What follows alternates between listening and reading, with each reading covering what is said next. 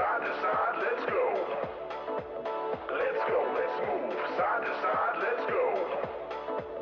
Let's go, let's move, side to side, let's go. Let's go!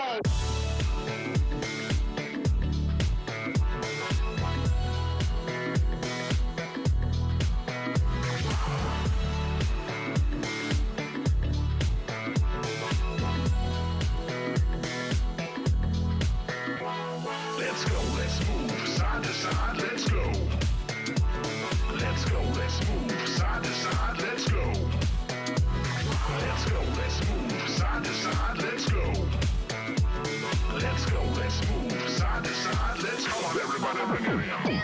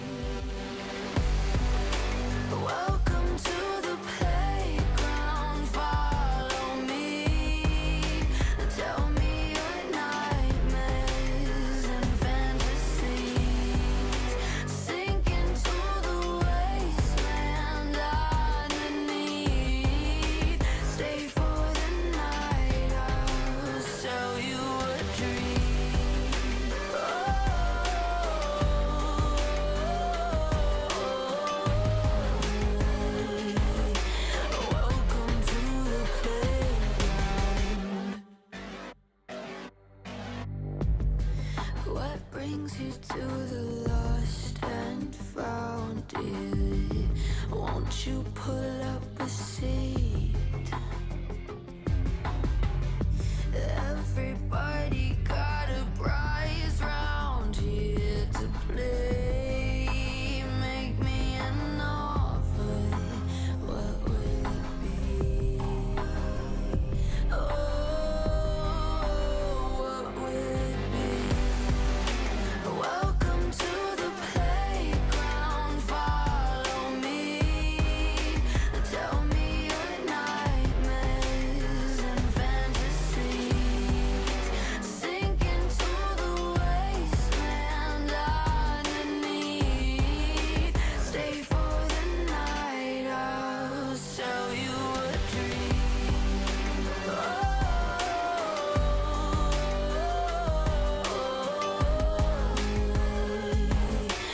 Welcome to the playground.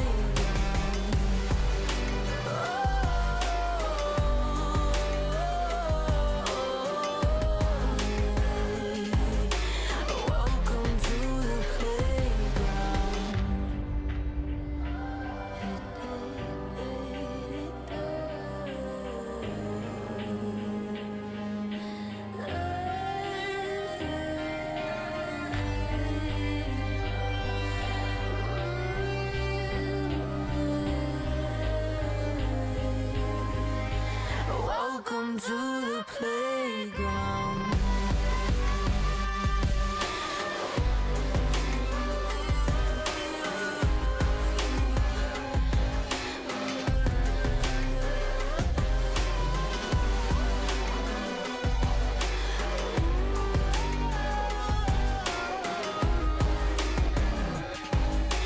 Welcome to the playground. Welcome to the playground. Welcome to the playground. Follow me. Tell me your nightmares and fantasies. Sink into the wasteland underneath. Stay for the night, I'll sell you a dream.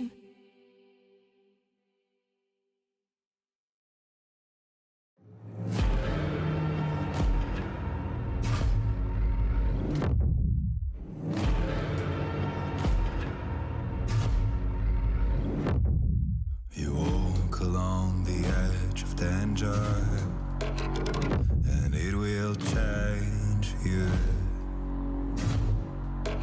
Why would you let this voice set in your head? It is meant to destroy you. You summon storms, you play with nature. Now watch it hurt you. Why would you want to shape the world in your hands? You will never make it through.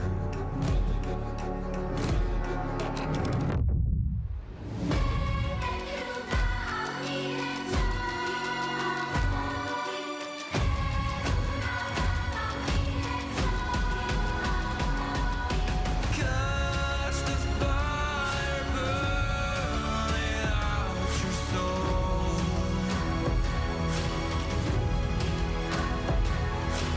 Just make it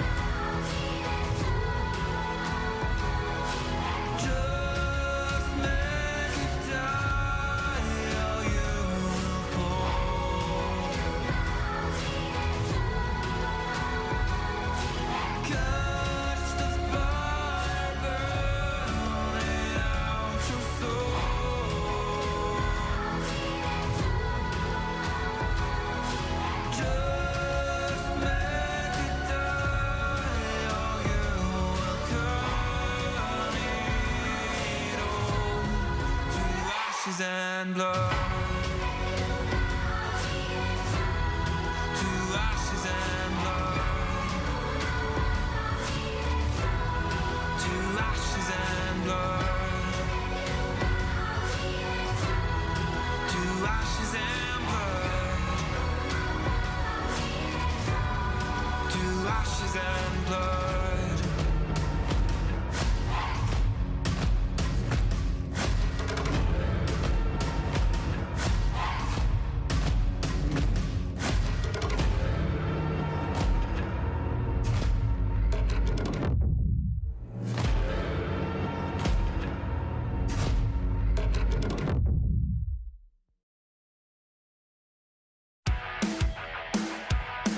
Hey, what? Hey, look up at the sky, it's just a starting line. Waltzing through the storm, feel the vibe align. Radiant rebels in the silent fray. In the pulse of dawn, we embrace the day. We find harmony in mayhem, finding our own beat. Eyes ablaze with laser focus. Dancing through the storm, we become the light.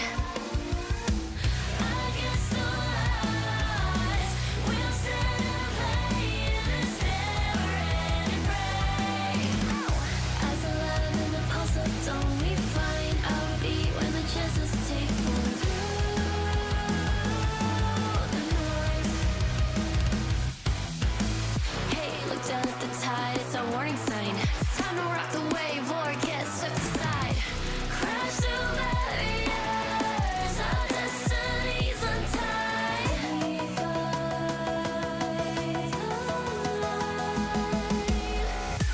We find harmony in mayhem, finding our own beat.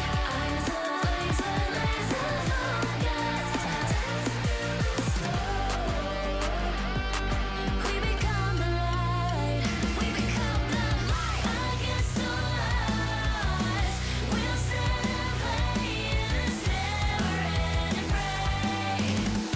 As alive in the pulse of dawn, we find our beat when the chances take form through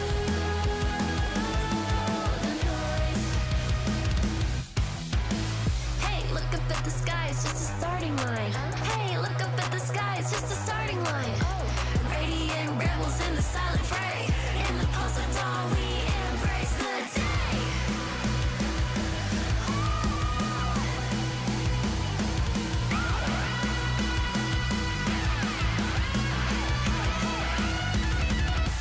We find harmony in mayhem, finding our own beat. Eyes ablaze with laser focus. Dancing through the storm, we become the light. We become the light. Against the lies, we'll stand and play in this never-ending fray. As alive in the pulse of dawn, we find our beat when the chances take form through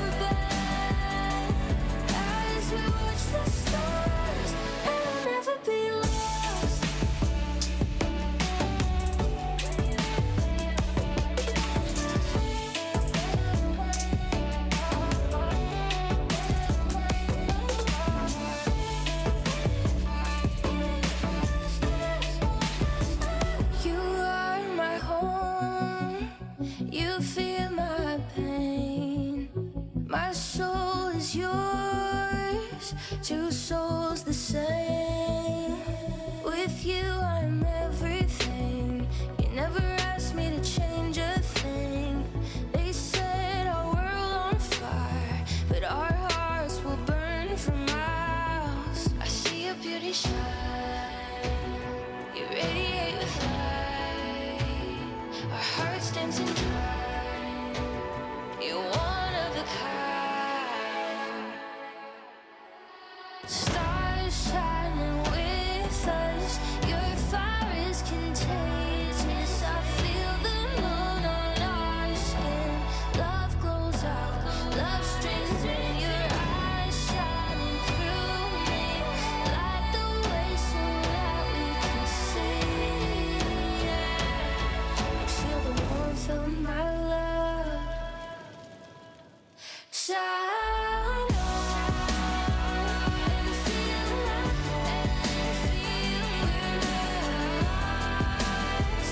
Even when I'm gone, like circles on from near and far, above the flower bed, as we watch the stars, and we'll never be apart.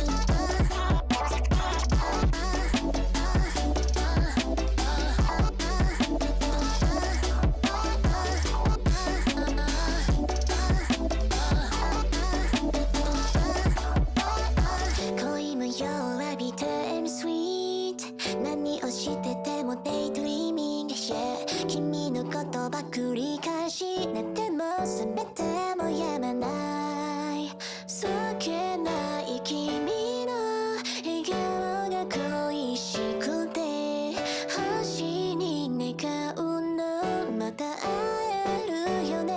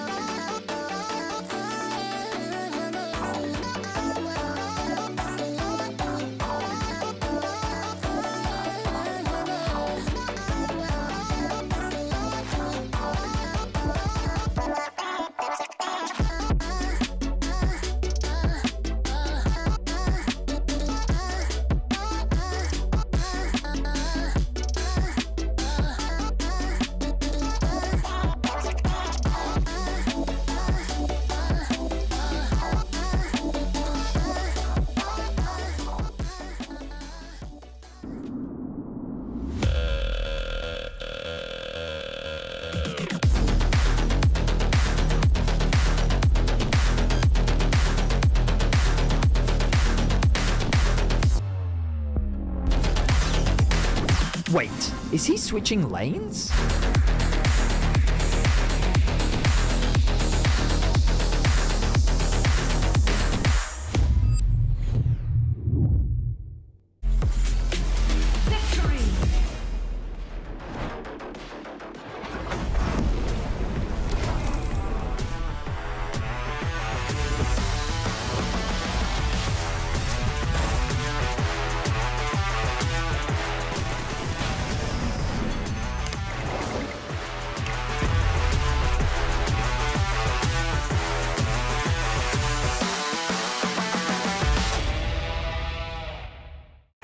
Now approaching the final pick, and what a ride it's been. A moment of hesitation, but we're getting closer to the game changer, and what a legendary journey we've been on. I mean, there's so many excellent options, but one of them has to be a perfect They're about fit. to lock in. Oh, what a pick!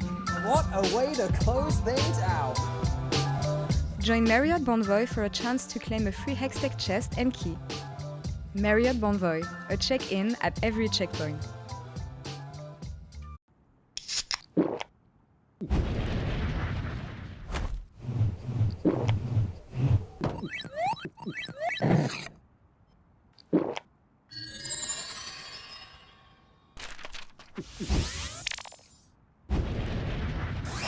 Red Bull gives you wings. No, on to 5! What an ulti! What an incredible play there from... Oh, that was incredible! You love to see it. Right, yeah, let's really What get into... a move! He's just so good. I mean, the persistence, the patience to find the angle. You just don't see that from rookies. He's got it all. He's got the pizzazz. Have a break. Have a Kit Kat. Ooh, that looks good. Do you want to maybe share a little bit? Yeah. What a move. The human body was built to move.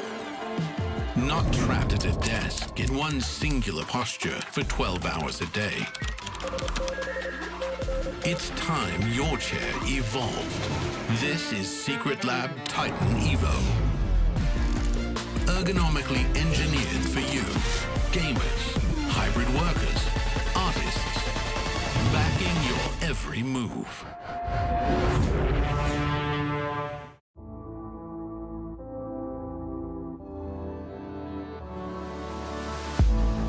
If you had it all, would you look the fall in the eyes?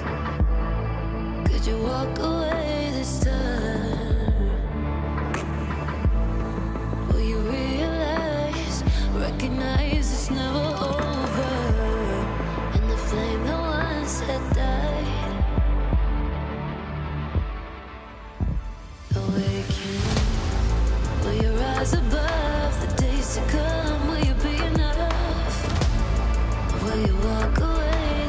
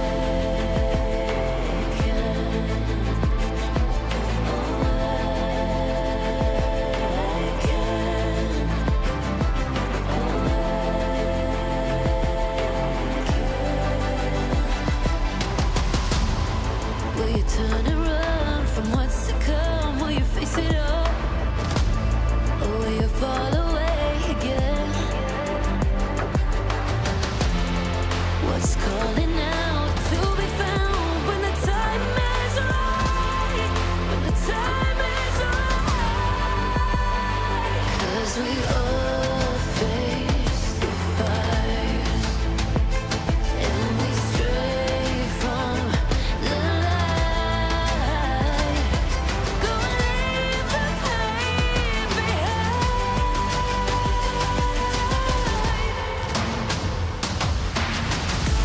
Feel that rush, feel the taste.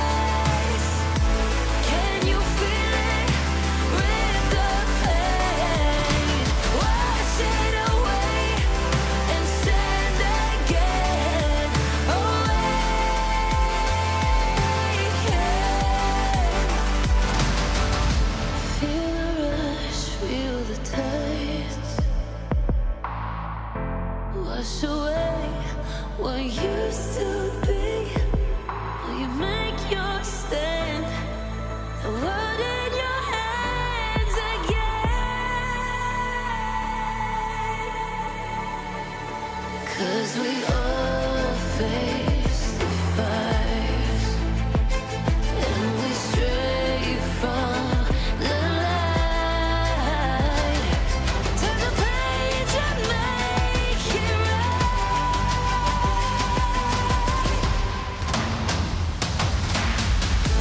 feel that rush, feel the taste. Can you feel it with the pain? Wash it away and stand again.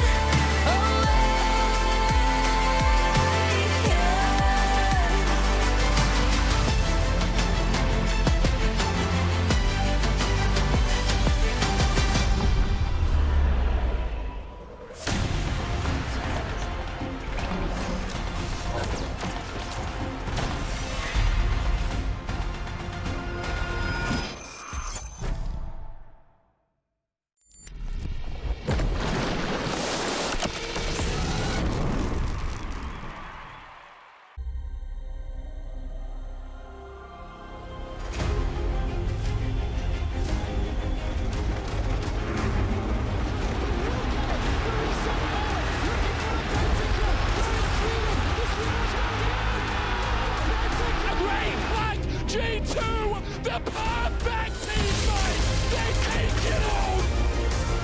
Here comes the Crow Storm. Knock back, instant combo punch. What is people? Oh my God! Claps, everybody. You know the story. You know the legend.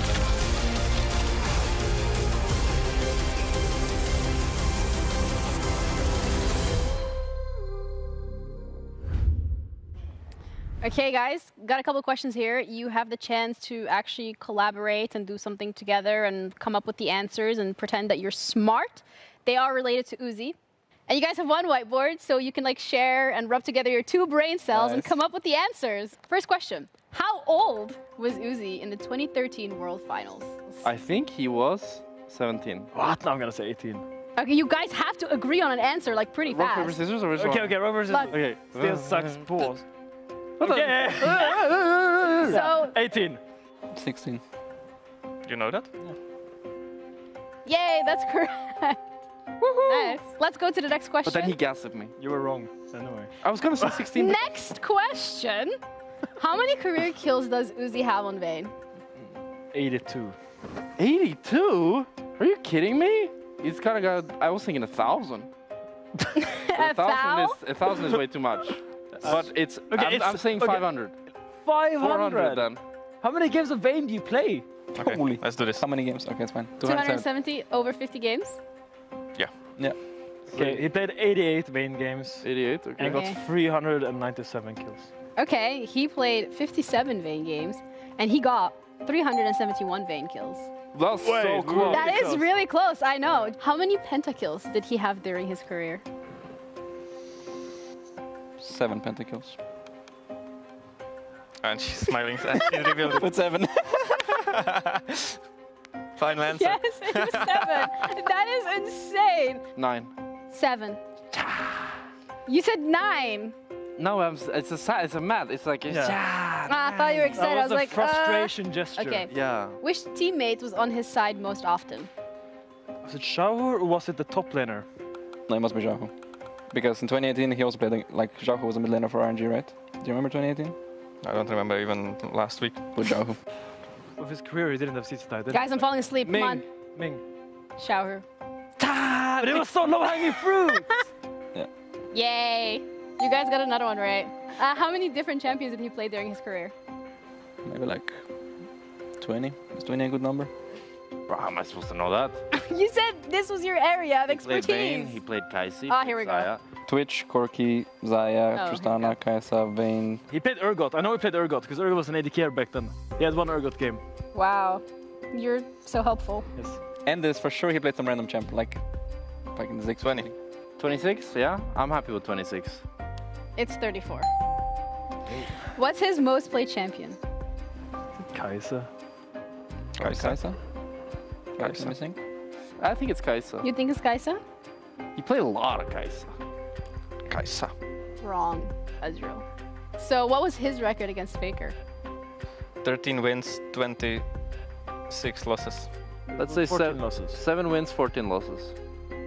3 wins, 11 losses. Last question. Against which LEC or EU players did he play the most? Probably Caps. Reckless. Yeah, it's Caps. It actually was Brox and Reckless. What? There's no way it's Brox and Reckless. Against Faker. Oh, against Uzi. Against Uzi. Oh my god.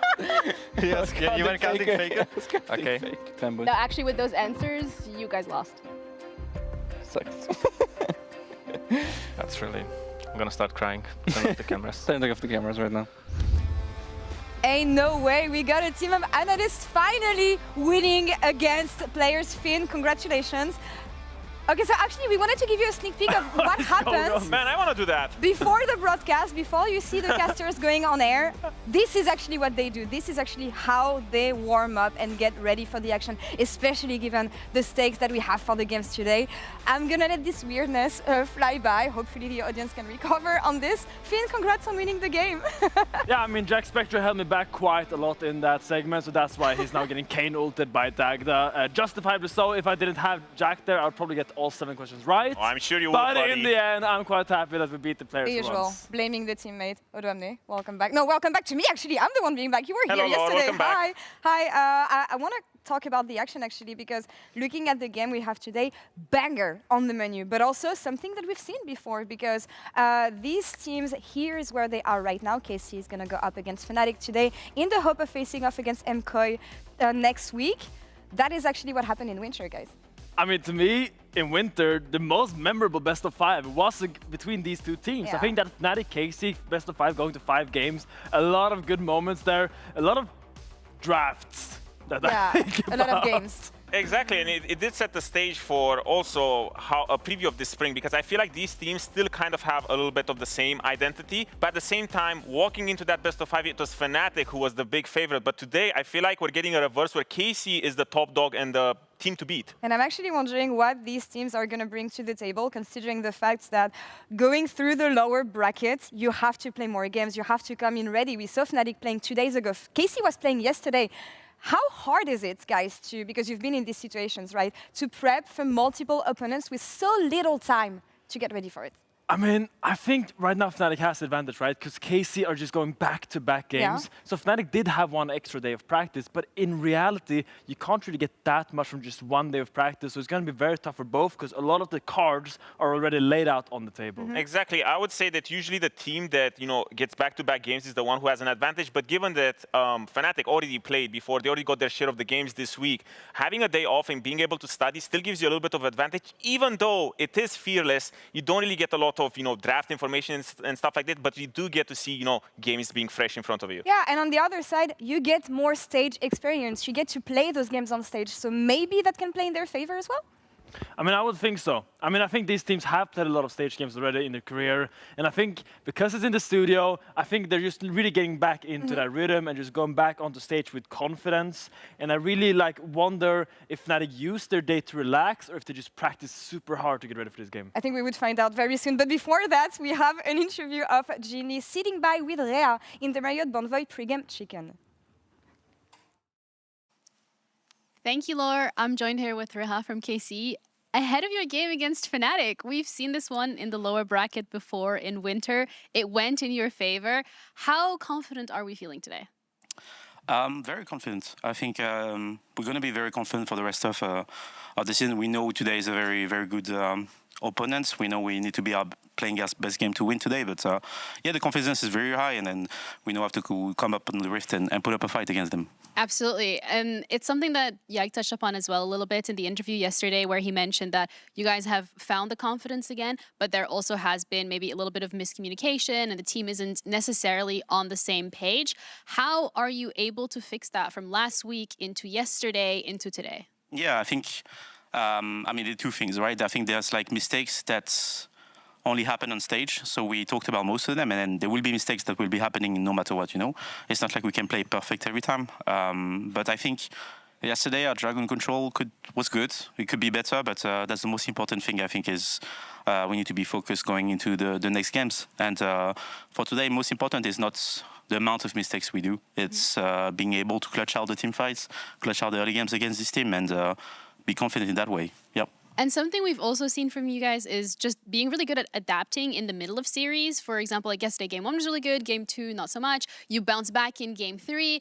What do you say to the players for them to actually lock in again? Because we know they got it. It's just a matter of like showing it. Yeah, we're flaming my draft. No. I think now there's it's been an ongoing process for a long time with the players that have been in the club for so long. You know, Kales, Vladi, Targa, and obviously Yike fits in really very well with Kana because they know that okay, we just need to forget about the previous game, especially with Fearless, and make sure that we are focused for the next one. And I think that's what we've been doing correctly. I would say that against Koi, what was different is I think we just like they were drafting well against us. I think they had a very good plan against us, and I think they also like prepared what we were going to do against them. Especially, I think Jojo was not making the mistakes that he would have been doing. So, most important is stay focused on our craft, our team, what we need to be achieving, and as long as we do that and we're confident and we're able to execute, we're gonna have the shots to take the win. Okay, very quick final question, and that is: you only had 1 day to prepare for this. Does that make it a little bit more difficult? Kinda, I think, yeah, a little bit because we might be a bit tired, but I'm not sure. But to be honest, we've been preparing for Fnatic the whole week, so okay. I think we know what can happen, and they know what we can do. So it'll be very interesting to see, how the draft comes and how the gameplay comes. Yeah. Well, I'm looking forward to it. Merci beaucoup. Bonne chance à vous. Merci. And Laure, take it away. Thank you so much, Ginny. Rhea saying that they are ready for Fnatic. They were born ready for Fnatic, but also déjà vu of a matchup that we saw last split. This is the state of things. This was the state of things that we had between these two teams last split. Guys, my question is, how did things change, and did they? Well, some things have changed a little bit, and others we're getting a little bit more familiar with. So, for instance, one of the things which I should immediately point out and say... We have Casey on this side, by the way, and Fnatic on the other one, just context. Yeah, there you go. You can point with it. Yeah, and I think this one here is actually something which I don't think has necessarily changed yet. So now, we might see that. So, the draft in the game 4, I think that was against G2 in the upper bracket. That was very difficult for Casey at that point, and I believe this was the game 5 that we saw between MKOI and Casey on the bottom of screens now. They've still had this last game in a series where they haven't necessarily managed to pull out that golden draft in the last game, and that could be a problem still. They need to fix their drafts in the high-pressure scenarios. Yeah, exactly, because it's been this trend where Casey has been dropping the ball in game 4 and 5, but I do want to take a look at some of the other points. For example, should they have enabled Kana more and the lack of systems on the side of Fnatic, because these are things that I feel like the teams have started doing a lot better with Fnatic getting... Duffman, correct. That's exactly who I wanted to talk about. Duffman, and for Kana as well, because our main criticism before was Kana that he wasn't empowered well. But right now, when I look at KC and also at Fnatic, I look at Kana and I look at Offset, and I feel like they're the main guys who are getting empowered heavily in this split, and they're pumping out, great results. Which is interesting because they were respectively first MVP and second contestant to be MVP this split, with Kana being the second one here. Are they the players we want to look at here? Are they going to be the keys to victory for their team? Yeah, absolutely. From the games that we've seen in playoffs so far, it's no surprise that the two front runners in MVP, which are on everyone's list really, are core to the styles. Upset, winning the 2v2 with Mickey, becoming a huge power in the team fights, has been unstoppable for Fnatic when he gets ahead. And Kana, if he gets something like the Ambassador, a winning matchup, he's similar for KC. Exactly, and personally, I don't really care between these two teams who got the MVP over the other one. I really care that this showcases pretty much how important they have been to their teams. And it's not really the individual performance, but it's the consistency. I feel like every single game we look at Fnatic and we look at KC, we always have two stars that are always performing very, very well, that when the team is struggling, they pump out, pretty much the same performance, and it's kind of an upset. And I love how they're on opposite sides of the map and they unlock each other's teams. So we could have an arms race, top lane versus bot lane, both of them enabling both these teams to play comfortably, and hopefully that means we get a banger series. And even Calist yesterday was praising Upset for pretty much the standout player that he is, saying that of course he's going to be a respected opponent. Of course he's a really good ADC. I'm really looking forward to seeing these two and how they're going to play in the bot lane. Calist was also mentioning yesterday that for KC right now, so far in playoffs, they're still looking for this missing piece. Erkut, what do you think he's talking about here? When I think about it, it feels like he's probably not content with the game just being so slow and played so much around neutral objectives, and he feels like maybe the KC of old in Winter had a little bit more of an X factor when it comes to finding skirmishes, finding leads, when it comes to before these Dragon situations where you get to set up the map, find picks, make the game a little bit easier and not rely so much on these team fights. So now I'm really interested to see, it's a new patch, we've been playing games on it, how quickly can they figure out that magic dust on the patch and see if they can get through what is a very important series for both One teams. single and final question. Have we seen enough from both teams yesterday and 2 days before to know who is going to be a clear winner today? Yes or no? Yes or no? Definitely not. Oh, it's so close. No idea. I mean, we want banger games. We want 5 games and we want them to fight for it. No more mistakes allowed. No more players fumbles. Both teams have 5 games to prove that they deserve to face against MKOI next week. You fight for a ticket to MSI or you book a ticket home. It's Fnatic versus KC and it's starting right now. Well said, Lore. Welcome everyone to the arena as we're moments away now from getting into the game. The players will start their walkouts. I'm Dracos, joined by Jack, Spectra, and Dagda to bring you this thrilling best of 5. 4 teams left in the LEC, but in just a few hours, it'll only be 3. It feels like this is the beginning of the final stages of the LEC where every team can actually compete. And there's no blowout games anymore. I'm so hyped for this matchup. I can't wait to see what happens. Yeah, especially since this is our top 4 coming in from the regular split now left remaining. But it remains to be seen who will be going home. A very happy lad today. Because I will say, I don't think a lot of people expected it to be Fnatic versus KC coming into this 4th place match. Yeah, for sure. For me, it's kind of sad even that one of these two teams will already be heading home. I thought this could be a potential final, but one of them have to eliminate the other. And I hope for a 5-game back. I think 5 games is the dream of everyone here, except for probably the players on stage. Given the upcoming week, and remember that if you do make it, you're at the bottom of the gauntlet. You have to play MKOI, and then even if you beat them, you have to also be ready for G2. This is such an arduous position for these teams to be in. But now as you get into the first picks and bans, see what the priority looks like. Heard the devs talk about it a little. Top lane is kind of the big question mark. Oscar's busted out some carries, but they put him on tank duty towards the end of the GX series, and I wonder if we see the same here up against a player at the caliber of Kana. I mean, it worked for MKOI, right? They ended up bringing out stuff like the Galio from Mirren to try and answer into Rumble. Like, they did a ton of ways of just trying to nullify Kana's impact in the game. And we'll have to see if that's going to be a similar story for Fnatic, because they have looked best when they're able to play around their bottom lane and get upset into a lead. So I think that's going to be the first way they're going to set themselves up. Yeah, I don't really see skill checking Kana as Oscarinen's best option. I think just kind of accepting that you maybe lose, send resources towards that bot side. The Kalist and Targamas, Kalist had a great winter, but in Spring Split, he's been pretty muted. He still had the good team fights, but laning phase, I felt there's a lot to be desired from him, and I think that's a great avenue for Fnatic to exploit.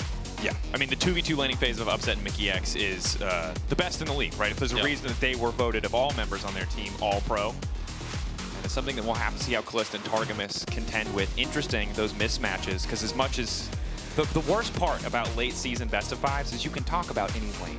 So I guess in that sense, we'll just let the draft guide us to see what's important, because it's weird to start a series not mentioning Razork Humanoid or Yike Vladdy in this equation.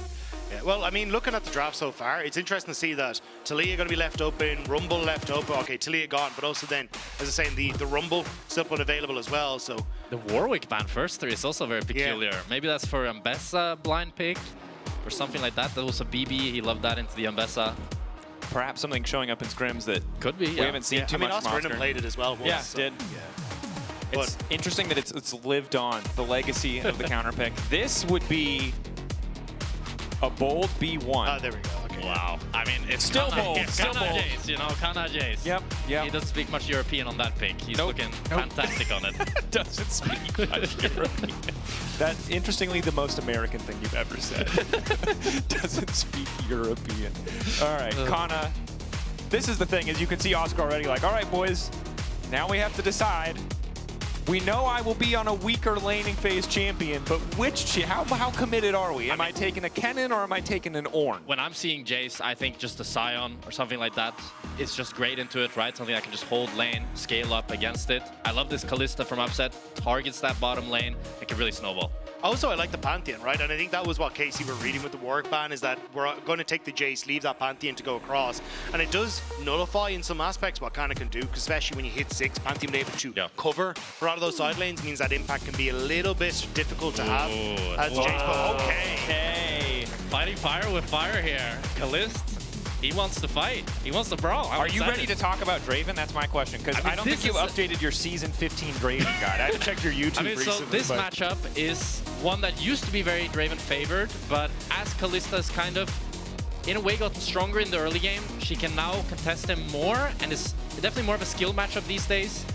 I think Upset has the upper hand. Kalista, while being a decent Draven, I don't think he's quite on the level of someone like Hansama that I feel like really, really knows the limits. Yeah.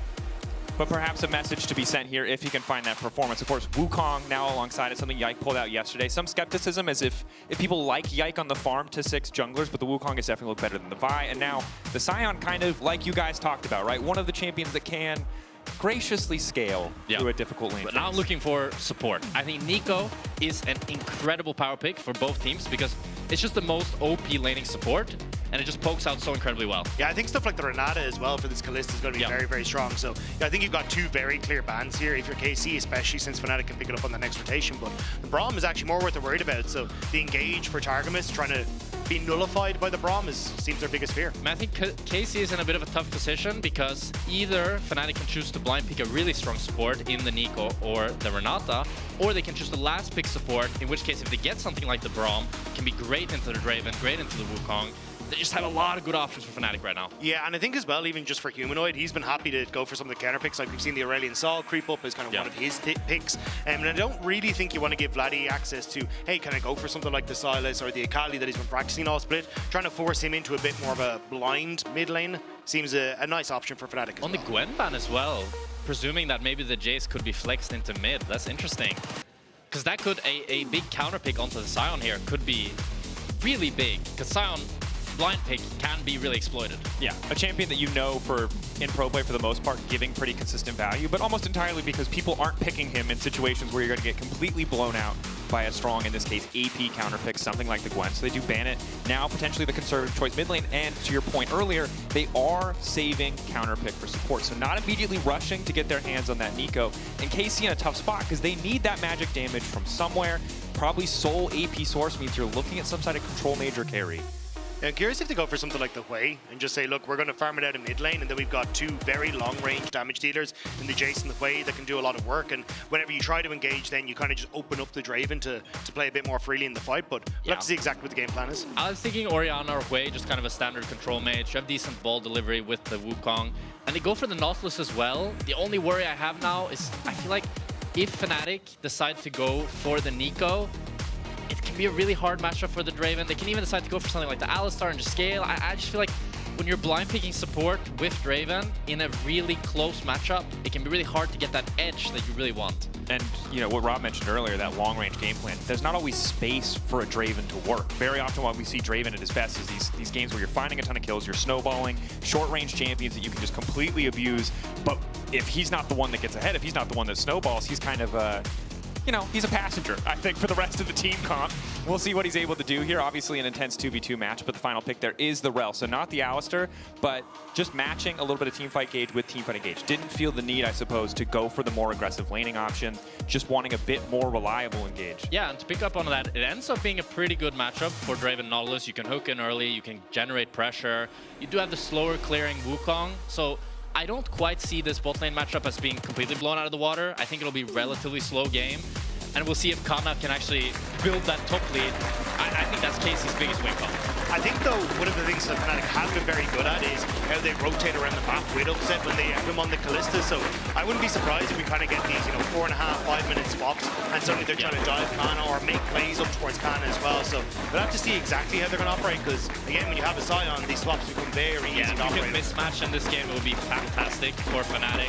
I think playing for those grubs, and especially denying them from this Jace so that you can't get free plates, is going to be huge. Eyes on the top side of the map, seeing what Fnatic can do to disrupt Kana, whether it's Oscar in the 1v1. That might be a tough task, obviously, for Jason the Sion. Or if Fnatic are able to free Upset and Mickey from this bottom lane, get them more active on the map, whether it's through resets or roams. We'll have to find out. Game 1, KC versus Fnatic. Top 2 seeds heading into playoffs. Now fighting for 3rd place. Expectations changing rapidly. And again, the thing on all of our minds is I think we just want to see the best series possible.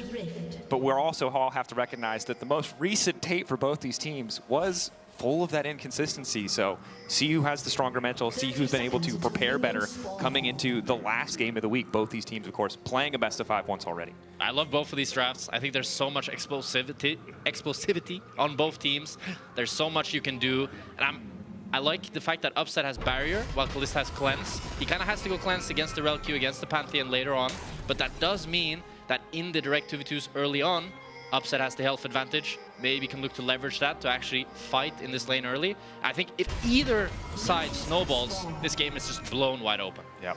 On a side note, one thing that we did forget to celebrate, we have to remember of, is Mickey hitting 6,000 assists in the LEC. This happened in the previous series. So quick shout out. I imagine he will get at least 1 or 2 more in a best of 5 series. Also, congrats on 9 years. We heard on the desk as well. The man has been playing for 9 years in the LEC, which is a phenomenal feat for that very, very few pro players managed to hit. It's crazy it's been so long. It doesn't feel that long. Nostalgic started with Wonder on a roster coached by Yamato Cannon. Wow. A LeBlanc quadra-kill, I think, was the only highlight of that team in their first split. Mickey came in, they managed to get top 2 before losing to G2, something Mickey has experienced a few times now across his career. So, very historic player. In contrast to, I think, Kalista on the opposite side, right? One of the youngest players in the league. Looking to make a name for himself here. And the 2v2, nothing too fancy quite yet. You highlighted. They had the option to go Nico, but they didn't. So we have a much more even 2v2, at least around level 1. Upset also missed his round on the first creep, so that's why they went for a very aggressive trade to start. So at least already, Kalista and Targan was looking to try and punish small mistakes on the bot side. And I think coming into today, this was definitely the matchup that a lot of people had their eyes on, was how Kalista and Targan were going to handle against Upset and Mickey, because they have been very dominant in that 2v2. Yeah, early lanes as Kalista, it's pretty typical you lose push against the Draven, especially Kalista went for the 2 axis going into lane, leashing it off of the red buff. I'd say it's around like level 6 that this matchup really starts to unwind a little bit for the Kalista, because you have so much engaged threat, and your support can play so cocky because you can always save him. And Upset on Kalista has been one of the power picks for this team, although he hasn't frequently gotten his hands on it. Still 4 games across spring, not a bad look, but good so far that KC have at least been able to take a few of these pesky early levels out of the equation. And I think the way they've done it is Razork played heavily for the bottom side instead of the play. So here we go. Going for a quick engage. Kalista now caught out. Decent amount of damage coming from Upset. The flash forward, flash response going from Kalista. Getting the blood rush. A little bit more movement. Steve waits for the extra spear. Full confidence on the retreat. He will walk away with his life. But it's a big mistake from Kalista here. He takes a tower shot and allows Mickey to flash in. And I feel like we've seen this before from Kalista. He gets a little bit over-eager in lane. And now losing both sums, I think this is really easy for Razork to exploit. And that's what I was going to say, especially as we were just saying, Razork loves to play around this Kalista, set it up. But now you've got a summerless AD carry that he can look to play towards. And even in the early rotation, Yike didn't immediately go into bot side, place that ward that you can see on your screen there to spot out exactly where Razork was. And if he was going to try to interact on this bottom half of the map, and it feels like it's just a moment waiting to happen after that play. Things down toward the bottom side. Razork at least thinking about making that play. We go back to what both teams wanted, something we mentioned earlier. Kana doing well topside, unsurprisingly, building himself up an early gold lead, keeping that pressure topside. Fnatic one step closer to getting themselves out of this lane, being able to swap around the map, snowballing Upset and Mickey. This is very good hold here by Kalista. He's able to pull the wave, so rather than it now bouncing back into Fnatic, it's actually going to freeze, which then makes Fnatic's bot lane swap instead of running back into this bot side, because they don't want to try to unwind this freeze and lose a ton of CS on Upset. Instead, Oscar going to TP back down and catch that wave. Here's the lane assignments we were waiting for. Of course, the later grub spawn means this is mostly to put the lanes in a more optimal state rather than swapping for an objective or to trade cross map, but Still, obviously something Kana does not want anything to do with. Laning counterpick does not feel so good in the 2v1. Yeah, you can see him TPing down there to match the Sion. The Targamas is going to roam up, but I do think you're still going to get the push here for Upset and Mickey, and they kind of now have that control where you can start to swap around the map as you feel fit, and just make sure that you're never really playing into some of these matchups that KC want to try and abuse. Could just swap again, yeah, I was going to say, you see it here. Just go for the swap immediately and just not play the lane. It's great. They got, you know, they got the early lane swaps out of the game, but we still get a little bit of that experience. I mean, just mismatching the Sion here into enemy bot lane is exactly what they want to try. And maybe they can even look for a gank onto Kana, but he kind of should know, right? KC bot lane is probably telling him they're looking to swap, so he's just going to hard push. And then probably they're going to base as well and try to match again, is what I would predict here. Wouldn't be too surprising. A little bit later in the game, Oscar would have had 6. Would have been nice to be able to get back to those waves faster or set up that potential gank that you mentioned. Still, Fnatic are going to try and pressure. Might lose flash here. If they get the sum, it'll feel like a pretty big victory. Again, just making that lane phase that much harder. Nice backstep from Kana. Mickey taking his time with the Shattering Strike, but a clean flash from Kana. Good reactions to make sure the CC does not connect. And now Kana is so far behind in tempo. Oscar can push in this top side, and maybe even Fnatic want to try to zone out enemy bot lane here. Kalist, still no cleanse, up in around 15 seconds. Big Knight just looks to be annoying. Oh, Mickey. Fine with the aftershock. Interrupting the bases, not taking a page from the Heretics book and staying for an extra couple interrupts and potentially risking anything else. Just the one cheeky interrupt. And they're swapping again. They're just swap into swap into swap. They keep trying to mismatch here. And I think it's Kana the one that's actually bleeding out of this. He lost the wave now on top. Top wave is slow pushing back into Fnatic, and he's going to get zoned off of this wave again. Yeah, the only nice thing was they managed to get the plate on the bottom side at least, but burning his flash for it. KC now going to look for Dragon on the flip side, but I think at this stage with the mismatch, more than likely going to be Fnatic being able to trade then for the Void Grubs when they spawn in just a minute and a half. And Fnatic conceding some of the power that the Kalista can bring in the 2v2 to get those favorable lanes to make sure that Oscar can participate at the very least in this early game, potentially catch out Kana here. The flash is down, lockup is there, nice thundering blow back. The aftershock just makes him too damn tanky, Upset continuing to chase. Pierce not going to hit. Kana able to walk away again, but the isolated 1v1, the blind pick Jace, something that Fnatic could put a lot of effort into shutting down. But now you have the ideal lane assignments for Fnatic, with the Sion being able to lane into this Draven with this rated Dirk, and the Jace being punished by the Rel and the Kalista. This is really nice macro for Fnatic so far. Also a lot of lane swaps, just like the bulk order on lane swaps. Yeah. I don't know if more macro is better macro, but they have definitely given us more macro in this game.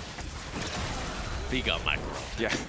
Eventually, you know, if you just swap enough, someone will make a mistake. And as you mentioned, Fnatic still in a favorable position, 30 seconds away from that grub spawn. See if they're still in a good spot to contest. Yeah, it's also the fact that Razork is now ticked over to 6 means that you can see Kana kind of has to reset because he's a little nervous if Targamas wasn't there, that you could immediately go for these plays of Pantheon and look for the dives.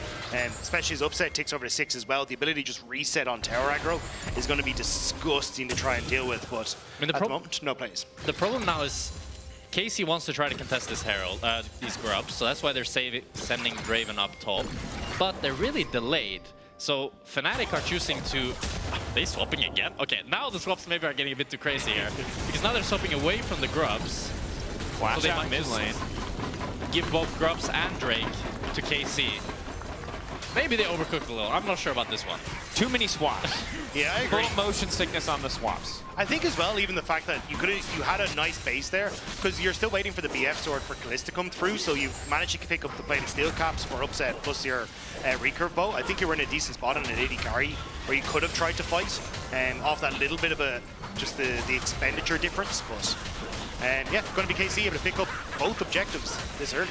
One thing to highlight is, in the context of all these swaps, KC up in objectives, as you mentioned. Fnatic have done what they can to mitigate the Jace having a monster lead. We know Kana can be a problem, but the other big thing is mid lane. Not somewhere we initially expected to talk about, but Vladdy getting that flash blown in the 1v1, and it is Humanoid holding on to a pretty decent CS lead. I think Victor expected to do well in that early lane phase, but Vladdy maybe once he has another item under his belt can start to come back here and match that early pressure. I'm really looking for Fnatic to try to get something out of this swap now. They get the red buff onto Razork, but I really don't feel like it's enough. I would like to see them try to zone Kana, get some sort of CS lead, because when you look across the board, yeah, they've done nice swaps, but they're equal everywhere, and they're down to Drake, and they're down 3 grubs. Well, the one lead they have is like mid lane has, you know, a decent gold lead, but again, that's I don't think that's due to the swap. Mostly built in isolation. Yeah.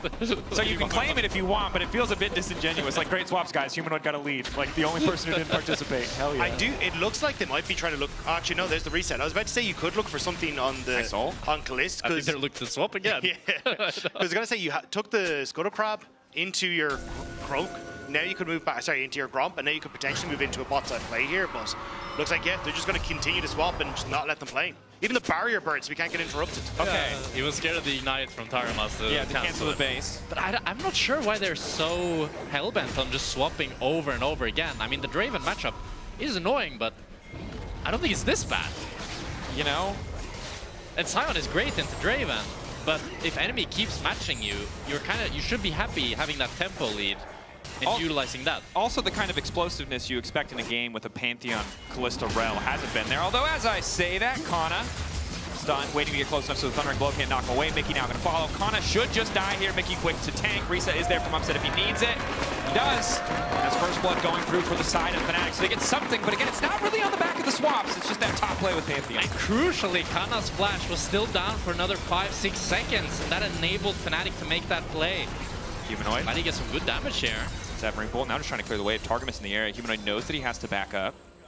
I think this early game, there is a 1K gold lead for Fnatic, right? But they've given a lot of objectives to get it. And if Humanoid goes down here, Severing Bolt flash in, Q! Can't flash that auto, baby!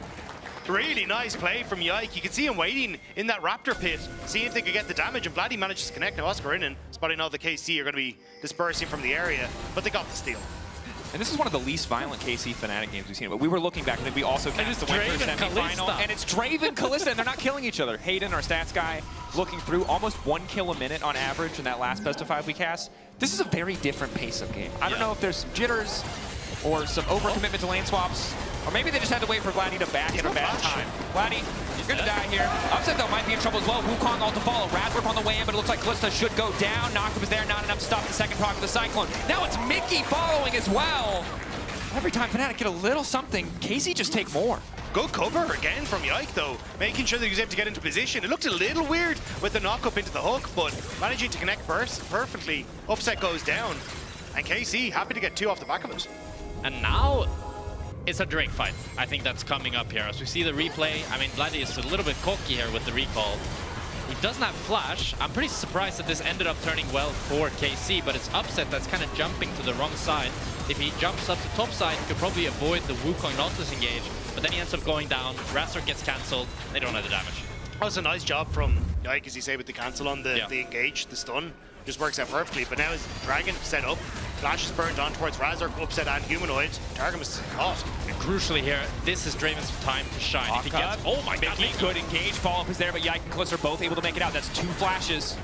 Targamas and Kalista getting out of the fight. So nice little incremental advantage there. Good catch by Mickey, knowing that he had backup. It's phenomenal engage from Mickey here, and I believe that will be just the Drake going over to Fnatic as they force 2 flashes and force full control of this Dragon.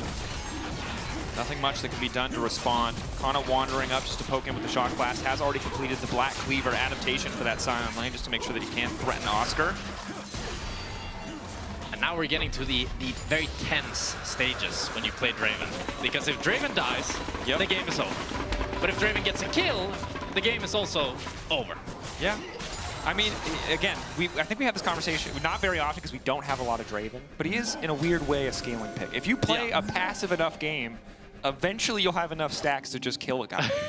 Just outright. You know, I've thought about it, like, what if you just go to Elder, you have 1,000 stacks, just watch us boom, boom, boom, boom. Yeah. I don't think anyone wants to play that Draven game. If you do, you're either a bad or very boring person, but that single moment might be worth it. That's a lot of dopamine. I don't know. I like my Stardew Valley in League of Legends. I don't know what you mean. This man is set up. He's got the berries. He's got the spreadsheet. He is ready to stack.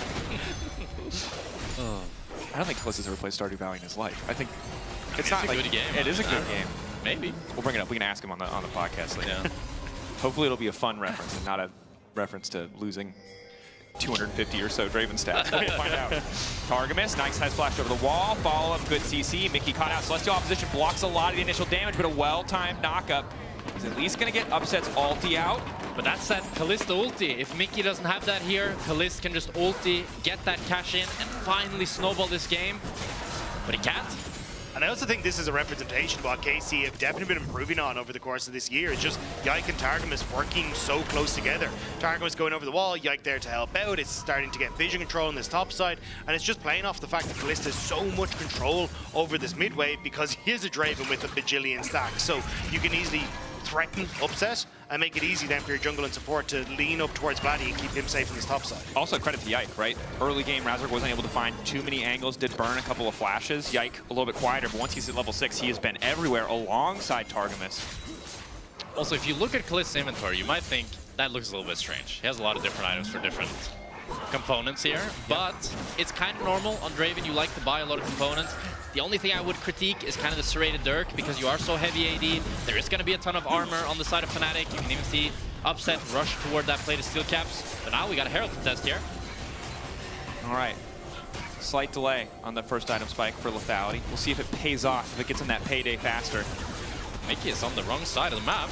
He caught. Yike to follow. Mickey can't hit anyone or he'll take tower aggro, so it's just wandering out, waiting to mount, and that's the cash out! Just a huge bag of money, hand-delivered to Kalist. Mickey just completely out of position there. No safety net at all. And then give 1,000 gold to Kalist. So now he's finally ahead of this Kalista. We found the counter to our aggressive engage supports in Europe. If you just make them worth enough money, it's no longer optimal to be playing so deep in Fog of War. And it's Herald as well, going over to the side of KC. And a huge gold swing here, as they're now 1.5k gold ahead. And really credit to KC. Again, Fnatic swapped so many times to disrupt their laning strategy, and they were successful. But KC still got objectives, and now KC have cashed out the Draven, everything you could ever want. And you said it, Jack. Well, we'll see if Vladdy can make it out of this exchange. Looks like Gravfield not quite fast enough with the Chaos Storm, excuse me. Follow up there, and now it looks like Humanoid just going to fall. Another TP in. TP going to be matched by KC. It's starting to fall apart for the side of Fnatic. Every time Fnatic seem to look at somewhere on the map, Yike is there. Like, every point that Fnatic have tried to attack, both Targamas and Yike have been there to defend, and they're doing a fantastic job of just getting these leads. You're now a 3-kill Wukong. You've got 5 assists to Vladdy. He's the one that's been protected. But it's an incredibly odd decision by Humanoid. Your support is dead, your jungler's both side, and you try to go for a solo kill when enemies just on Herald. These sort of mistakes from top teams, they're going to cost you. And these are the things that Giant X actually started to exploit in their series against Fnatic as well. Now, it never led to the victory, but you could definitely see it was punishing Oscarina and Humanoid as they overextended in side lanes, or when Fnatic went for plays, Giant X were there to cover, and a lot of that came from, hey, we've got these double semi-global ultimates on our jungler in game 1 and 2, but it's still a very clear game plan that it seems KC are kind of taking a leaf out of that book on cover sides, beat Fnatic. Yeah.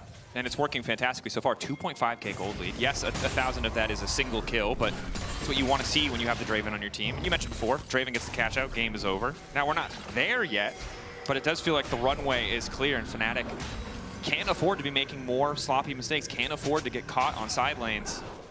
They've definitely set KC up for success there. We'll see this Drake contest, but Targamas on the wrong side of the wall. Has it procced Aftershock, so he's just going to get one popped here. Beautifully layered CC. If he hit anyone, if he autoed anyone, he would have been too damn tanky, but they just nail him. But both supports here making crucial mistakes before objectives, with Mickey getting caught out before the Herald, and now Targamas getting caught out before the Drake. It's this little bit of maybe nervousness or just trying to go for a little bit too much, but both teams are eager to pounce, and Kalista's far up on the way in. Kalista's locked up. That's going to be big money over to the side of Upside. Now they're trying to keep the fight going. Spyline to spare out, but Rattler's not going to take a whole hell of a lot of damage. Mount up. Into the Herald from Herald, ramming into Humanoid, getting the ulti down as well. Styling as he gets the reset. He might look for one more, flashing out. Yike, playing like a demon in this game. Yike is making a montage on him with the Combat Herald into the ultimate as he takes down Humanoid. That was beautiful. That was sick from Yike, and honestly, great to capitalize on what was going to be a big Fnatic win. Kalist overextended in mid. You never saw Fnatic show in the bot wave, but still tried to make the play on upset. But now, here we go. Again, Mickey making his way out there. Now it looks like it's Targamas who's overextended. Vladdy does decent damage, but not enough to tear through Upset's health bar. Razor chasing, that's one down. Upset stepping past the grasping Mara. KC backing off, but Targamas caught again. And the fights just continue here as nobody's taking this Ocean Drake. They just want to keep fighting each other. And now, with Targamas being dead for 10 seconds, Maybe Fnatic can finally get control? We broke the seal. Now it's all fights all the time. Yeah, but you can see here, Fnatic never showed in the bot wave. Kalist went for the play aggressive onto upset, and immediately Mickey and Razak were able to collapse.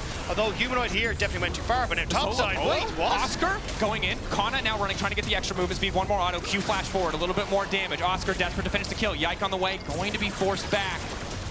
The Baba's special, not going to see it, but Kana playing with fire there.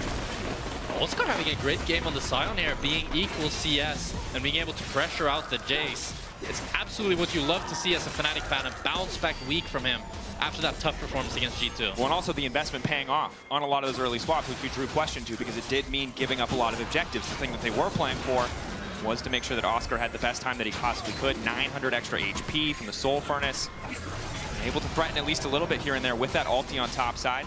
This is a weird start on Dragon from Fnatic, though. They don't have any ultimates available. Oscarin, Razor, Humanoid, and Upset all down, so definitely not in a position to go for it. They did TP Oscarin into that bottom side to try and push the wave, but KC might actually just collapse on him if he's not careful. I swear this Ocean Drake has been alive for 7-8 minutes now, as neither team is really able to fully play for it.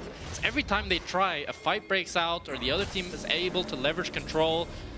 We'll see if Fnatic can break the seal. List has the flash, has the cleanse. Comfortable to sit around here in mid lane.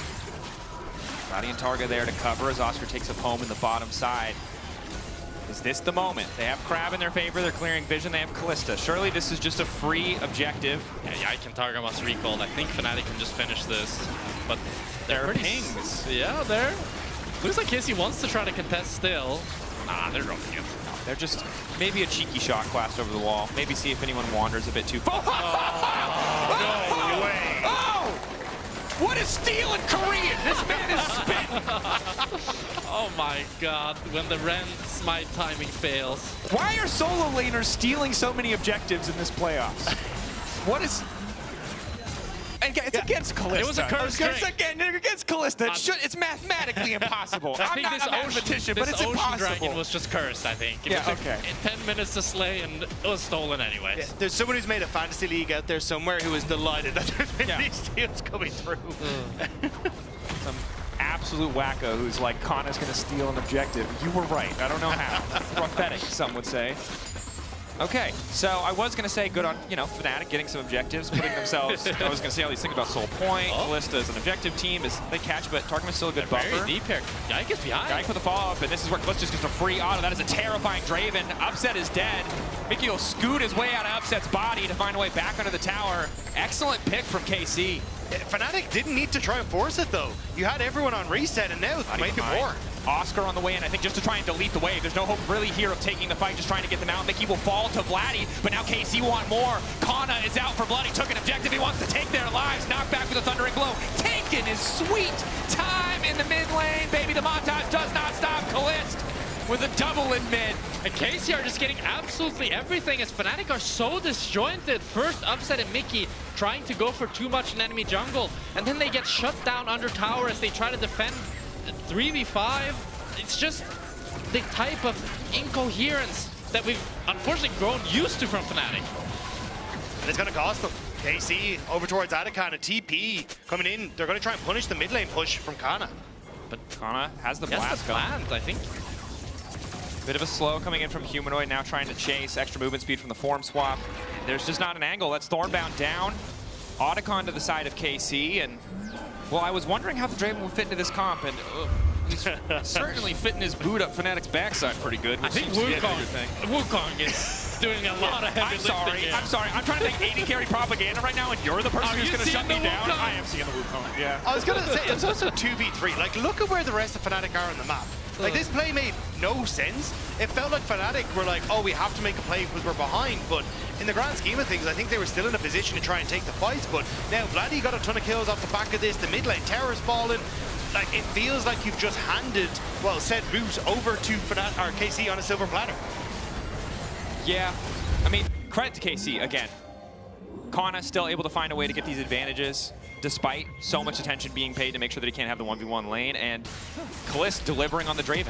We're in Fearless, right? So if KC don't win the game where Kana gets Jace, or Fnatic don't win the game where Upset gets Kalista, that feels like a huge blow as we get deeper into the best of 5. It's Mickey caught out. Close doing a lot of damage here. Mickey just gonna get one shot. Reset now coming in. It's Yike once again. The monkey just keeps spinning. Oscar gonna try to disengage. Looks like Yike will finally go down. Or will he? Yes.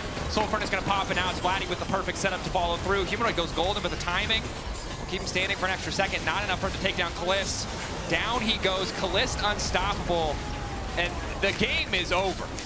It might look like there are players still alive. There might still be structures, but KC are too damn strong. I mean, Oscar Rene does get 1,000 gold from Yike here as Targamas tries to flash over the Sinal to block his escape, but he still ends up getting out. But you see how strong Yike is on this Wukong. He can just jump into 4 members and cause so much havoc in the back line. And I don't really see Fnatic having that much counterplay against it. But also, like, just come back to your point there, Drake, because it doesn't really feel like it's a handling difference on the champions or even a draft diff. It's just decision making on Fnatic in a lot of these cases. You see there, Mickey gets caught out. KC then able to jump into the backline. Yike doing so much work. This was just a great team fight setup from KC, able to punish super effectively. And even here, Humanoid getting caught by the Maw. Goes golden, but it's just into the waiting hands of Kalista as soon as he comes out. Yeah, and I think overall you look at that fight, Yike, I think over-eager on the engage. The rest of his team can't actually enter the fight. There's some good efforts to zone away Kalista, zone away Vladdy. But he still lives for so long, and that's a testament to the gold lead. And when he finds the good engage, where the team is there to back him up, where Vladdy especially is there to back him up, it feels really unplayable for Fnatic. And with both these teams maybe wanting to fight front to back, KC are going to be ones who are getting set up first. They've just got more towers. They've got Prio. They've got stronger sides. This is a tough point to play through. And when you look at items right now, it's looking really scary for Fnatic. 3 items on the Draven, nearly 3 items on the Wukong as well. And it's just, I think they're hard out DPS, so it looks like they're just going to have to drop this Ocean Drake. But I don't know if it really gets better for them as the game progresses. Yeah, you can see as well, they're even shifting both Vladdy and Targamas up to that top side, so kind of can get the wave as well. They're covering side lanes as well, so even if Fnatic want to try and go for some sort of counter punch, it's not even there. So they don't even have full control of the Nash either. They don't have any Nash pressure. The game is slowly slipping out of Fnatic's hands. I think they really need a great engage onto Kalist or Yike going way too deep. I think you're completely correct, and I think one of the difficult points is in the laning phase, at least, Humanoid was winning in isolation, died on a side lane. Vladdy has been comparatively quiet in this game, but things are easy for him. He didn't have to stop and get a Seekers or a Zhonya's. He's going to be able to stand so far away and deal so much damage, and Razork's opportunities to find these side lane plays on the Pantheon are only getting more limited as we get further in this game. But the reason that's happened is because of the decision making for Fnatic in that late early game to early mid game, where they're like, oh, we want to try and go for that flank with Mickey, where he gets caught out underneath the enemy tower, ends up dying. Then we try and go for the plays around Dragon, which aren't really working out for us. And even then, Upset and Mickey try and take a 2v3. So it's just been weird decisions from Fnatic that are pretty uncharacteristic. I will say, like, these are not things that we traditionally see from Upset and Mickey as much as trying to take 2v2s like that, but it's never the case again Baron. Yeah. Wow. Fnatic don't even walk up to contest here, as now it's looking very tough for them. I think they really need KC to get a little bit too over-eager, trying to hit a tower when they're a little bit split up, and then Mickey can flash in. That would be what I'm thinking right now if I was in the game. Need to look out for a numbers advantage fight. It's so difficult, because if they had gone for a full hyperscaling plan, you could argue, hey, we have a Scion, we've got the better front line. If this is a Jinx, if it's a Zeri, like, yeah, maybe there's an angle. They picked the Kalista, and while Kalista is better late game than she used to be, we've talked about this, her ability to just glide with the passive changes, you still don't want to be trading autos with Yike, Kana, or Kalista in most fights. Yeah, and it's hard to glide against a incredibly fed Wukong that one-shots you as soon as he gets on top of you. Yeah. You can't glide on the glider. That man is literally spinning, just moving. Can't glide on the spinner. Yeah, can't glide on the spinner. It looks like one of those game shows, you know, where they just spin the thing, you gotta jump over, and Kalista's not getting over. You're not moonwalking in the Beyblade arena, Bucko. There's no room for that. So, I mean, again, credit to Yike. This is not the early game that I was expecting, but it has turned into an incredibly dominant mid into late game now from KC. Fnatic in a position many teams have found themselves in, trying to find a way to come back. And it might rely on KC making some of those same fumbles that they did in their series yesterday. Although I imagine that they probably learned from those mistakes. Yeah, you can see them grouping up here with just a nice any sort of engage from Mikix. What you really want to look for when an enemy team has Nasher is when they try to play multiple lanes and they actually split up and you can punish one of the people that are on side or the people that are not grouped. But when they're all together like this, okay, Oscar tries to go. Body block goes in from Targa. Kalist flashing out. Interrupt from Targa is also good. Ulting onto Upset, buying a bit more space. Upset's now going to be in trouble trying to zone his way back, but it's Kana on the flank. Keep your eyes on this Jace. Where does he go in? Hammer form, decent damage, knocking back Mickey. Upset forced back as well, and Yike finally going with the ulti. Good disruption coming in, but Oscar cannot channel a Q. CC used beautifully to stop the Scion from getting any effect as all of Fnatic forced to retreat, likely to give up the tower, but are going to be sprinting out of base for the re-engage. They managed to get the health bars back though, so they won't lose the inhibitor, but can they get more off the back? Mickey trying desperately to chase them down, but there's just no one here. I mean, to be honest, they kind of pulled off a miracle here. They ended up getting a 1-for-0 in a fight that looked really bad for them, with Oscar starting it off just solo ulting Targamas and Yike having a great flank, but Fnatic were able to peel off, and they kind of salvaged the Nash here. They only gave over 2 towers, which all in all is really good for them.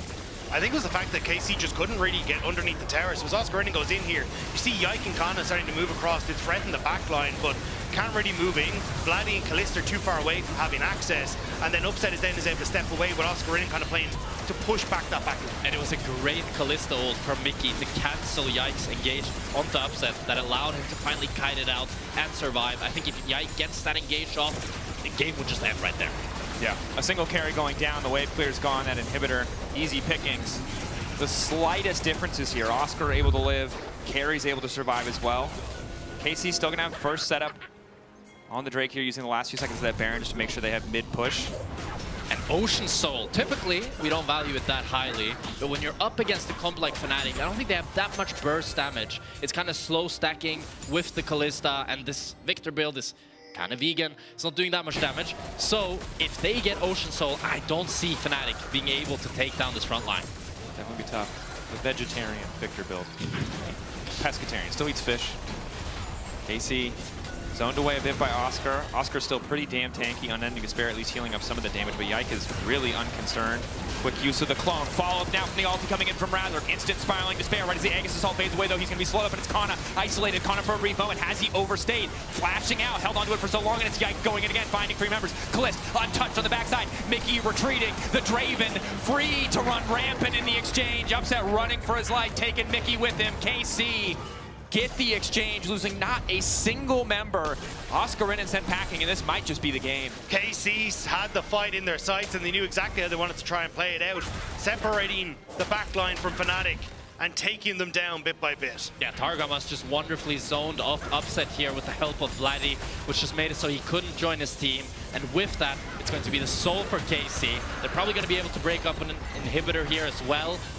Or maybe they back off, but just the soul in and of itself might be what broke the camel's back. Yeah. Fear into Oscar, and you can just see Yike frontlining pretty effortlessly there. Has the Thunder Sky, has Ocean now. They're going to need to full commit to a fight, and KC have the time to play side lanes here. Knock down another tier 2. And it's a 10,000 gold lead. Ocean Soul and Nash spawning in a minute. It's going to be tough for Fnatic. And it must be so hard to be a player in this situation where you're simultaneously thinking about what the hell do you do next game while trying to hold enough of your brain in this game to know that if there is an opportunity for a comeback, you have to find it, but this was not it. Yeah, especially as you see, Kana just jumps onto Humanoid after getting past everyone there, and then Oscar is trying to buy space on the backline, but once he's used that Decimating Smash, it opens up for KC to go forward. Yike then buys the space for Kana. Targamas is on towards Mickey, and with that ultimate that was already highlighted, Upset gets forced out of the fight as well, so KC just get to play the fight as they want, picking off one by one as they move through it. And Kana, not a tanky guy, but even when 3 people turn to face him, if they're not on top immediately, Upset just takes too much time to do relevant damage to this Jace. Flanking Jace buying 8 seconds was not on my bingo card. KC's draft at this point is also so much easier to execute. Like, if you compare Wukong Ultimate to Pantheon Ultimate, there's a pretty big gap there in ease of execution. That's Oscar trying to get some control of this Nash here, but it's so difficult. I think KC can just turn wherever. Kalist can tank this Nash forever. There's really no wrong play for KC here. We'll see. If that prediction remains true, or if you're going to be roasted forever for a massive capture curse, but I'm inclined to agree with you. 9K lead. They haven't covered the top side of the map. Fnatic buying time to play on these waves through top, but it still might just be a 50-50. Oscar taking a bunch of damage. Now, if they lose him, they might just lose in an instant. Fnatic forced away to try and contend in the fight as Kalisz just continues to solo objective. This is a 4v5 and it might be the best fight that they get, but Oscar's already dead right as the fight is starting. Severing Bolt not enough. The shield from the Soul Furnace keeping him standing. Yikes zoned back, but he can just go in at a moment's notice. He's in the base, breaking an inhibitor. Fnatic being herded around the map. Kalisz is still off Baron. Yike isn't even there. Yike running. Kalisz wants to finish the objective. But Yike might give his life. This is big for Fnatic, a decent opportunity. Baron there, but they're going to lose at least 60 seconds because Yike isn't a part of the picture. I think they tunnel visioned a bit too much on trying to stop Razork from ulting in and stealing the Nash. But it's not the Team Heretics game where Kalisz was mid. This is a split focus one, but they're so ahead. I mean, they still got the Nash, so it's still a pretty big win. I'm not telling you it's a good play, but the context of this game is that they are so wildly far ahead that I don't. It's a little oops. I will say, if KC does not get 3 inhibitors with this Nash, it's winnable for Fnatic in the Elder fight if they can get an Elder flip. But if they get 3 inhibs, it's pretty done. What would the game state need to look like for you not to say that a team could win it in the Elder flip? That's my question. Well, if you lose 3 inhibs, because then enemy team just presses S, minions end the game. Fair enough. Controversial press S strat.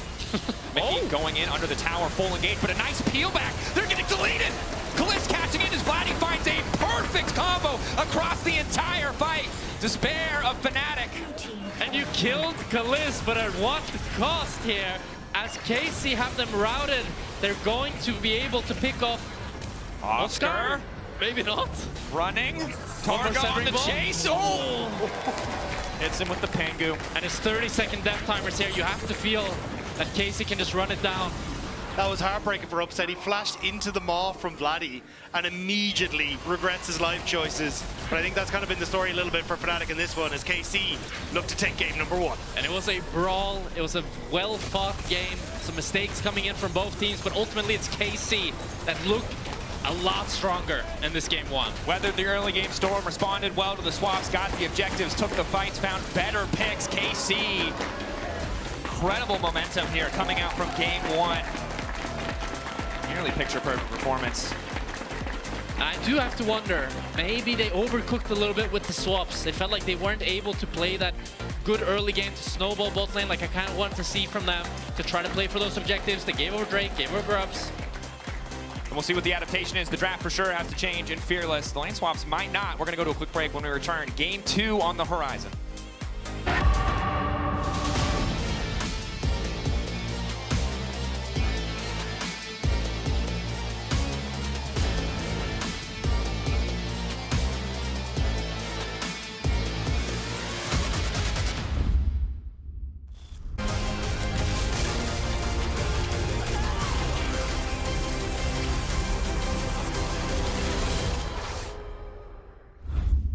He doesn't like that. Look at him, he's a good boy, but he don't like that. Maybe we could play some A rounds or something like that, and we can do map, right? New towers, new objectives.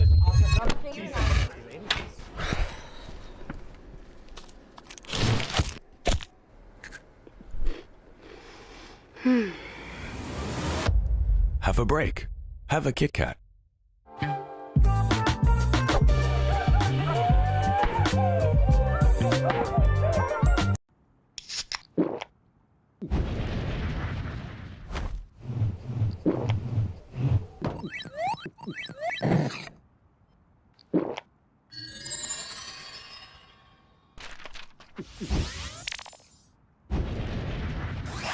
Red Bull gives you wings.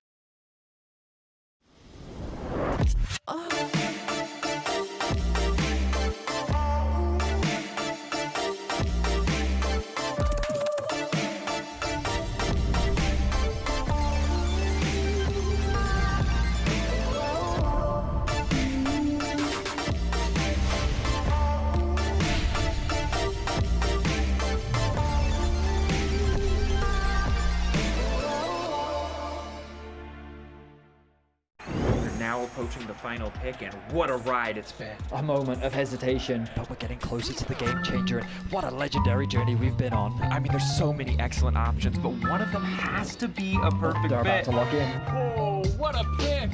What a way to close things out. Join Marriott Bonvoy for a chance to claim a free Hextech chest and key. Marriott Bonvoy, a check-in at every checkpoint.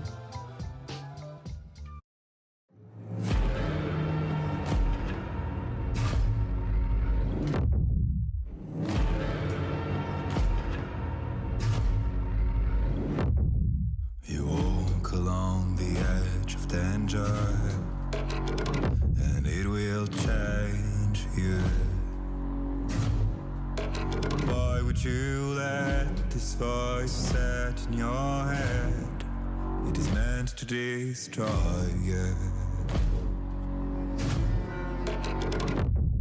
You summon storms, you play with nature. Now watch it hurt you.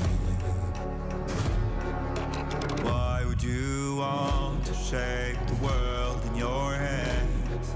You will never make it through.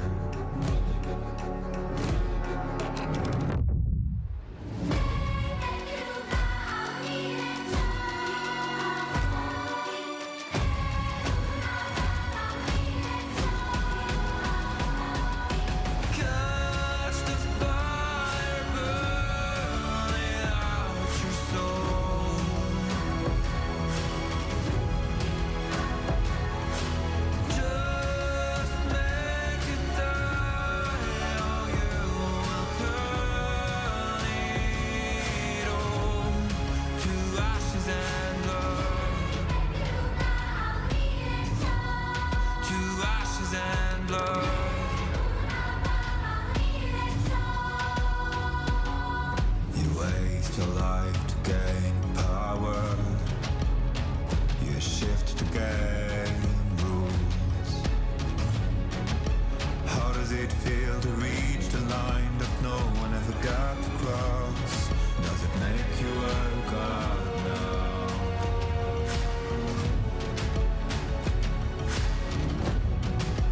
Every sin will be forgiven if you lay down your weapons to the ground.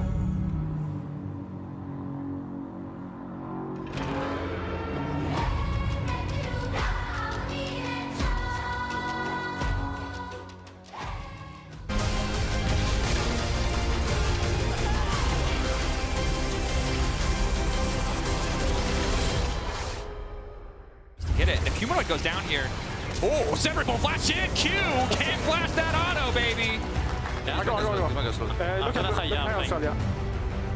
Han var klinga. I can kill him probably. I got him. Nice. Big. Okay, as well. I think he resetted it.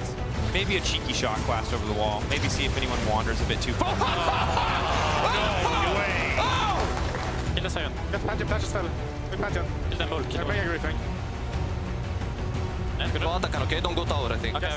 Just go fast. Really good. Mega Griffin. Those were Casey's words, actually, to talk about this game. Going in their favor here in Game 1, of course, we know this could and should be a long series. Guys, one of the points we had coming in today was team's preparation, given the short turnaround, given the fact that they did not start playoffs on the right foot. What do we think of their preparation so far, Finn? Preparation is the word of the day, and I really want to highlight exactly what Fnatic did, I think, so well coming into this Game 1, because we've seen Kana's Jace take over games, and they had a masterful plan how with good tempo swaps by their bot lane to really shut down his early game to make sure he could not snowball. So here you see Fnatic's bot lane already pushed in the bot wave and based, and now they open into the top lane. What you're gonna see is that Fnatic is gonna push a wave, base, and then go to wherever Kana is. This way, they're gonna end up with their Sion against the Draven of KC, with their Kalista being into the Jace.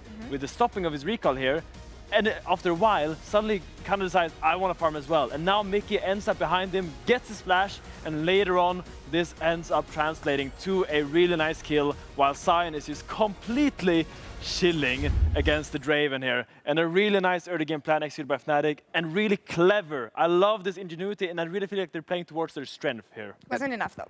No, it wasn't. You know, this is the gold standard of the plan, where you have, you know, Sion and a lane swap. You're swapping against the Jace. You have a Kalista, Renata who can dive. This is as good as it gets for a lane swap plan, and it still didn't work. That's insane to me.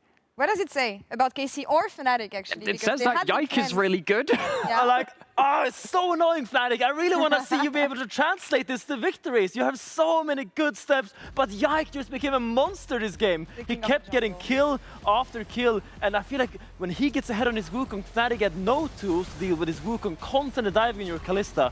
Because of the way Kalista works, you need to out-attack and then jump. But if there's a Wukong spinning on top of you, that becomes so hard.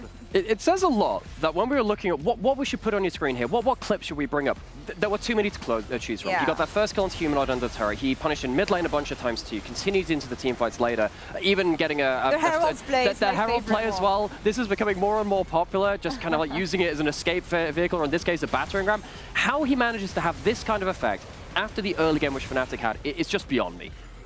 Yeah, and here, Fnatic, you need to kind of take a step back, because I think when I look at this game, I really have critique towards Humanoid. I feel like Humanoid this game did not have a good game at all. He kind of helped Yike get that early snowball, and the way he built, I didn't see a lot of damage coming in from Humanoid. So Yike was an issue, and Kana, despite being shut down time and time again in the early game, still managed to get his items, still managed to land those massive shock blasts that stole the dragon and poked out the team of Fnatic. And we know what Yike can do when he's in like good disposition, such as what he displayed here with the Wukong. We also know that consistency, or rather lack of consistency from both teams, is usually what fails them. So I'm not too worried for Fnatic. I expect them to be able to bounce back here. What do you want to target to do? So you were mentioning Humanoid.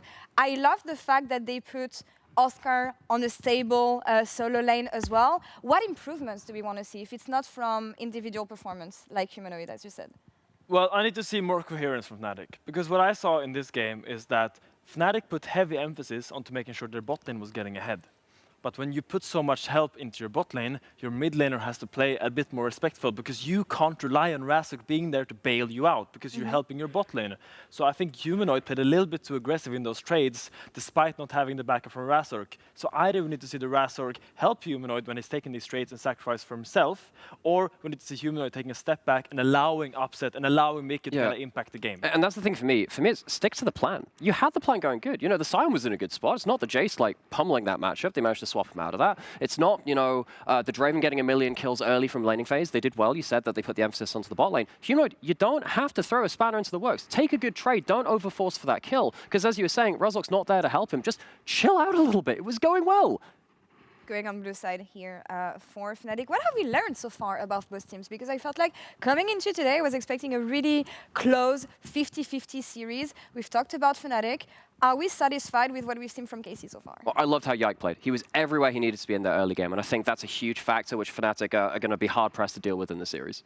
Yeah, and I wonder what kind of direction you take here for Razork, because you now play the skirmisher versus skirmish jungle matchup, the Wukong versus the Pantheon. Didn't really work in your favor. I felt like Yike had a better read on the map. So I wonder if now you go back into these kind of engaged, kind of supportive champion, the Poppy, Sejuani, Maokai come to mind. Maybe this is a draft shift you choose to do going into game 2, or you commit to the bit. You try to double down and say, game 1 was an off game, I got him in game 2. I feel like with Fnatic, it's not so much a matter of preparation and plan, it's so much execution and what comes after that. But I also feel like that is something that they've been struggling for a while. And it's definitely something which happened to them when we looked at this just before the game started in terms of this time last split. You know, Fnatic, we were talking about them back then, saying communication, we were a little bit worried about it, and particularly, you know, when the plan A goes wrong, do they have a way to get back into the game? That needs to be much better here today. Needs to be much better. And as we said, not a lot of chances to do so. 5 games, and that's it. 5 games, and you advance next week. If you fail those, you're going to go on holidays for a while. So far, KC has the upper hand, but I do not believe for a second that Fnatic cannot punch back. Let's see if they can do it in game 2. Casters, take it away. Love the confidence, Lore. I think a lot of Fnatic players hopefully not feeling too shook. We'll see how the fans feel. Game 1 was a little bit rough.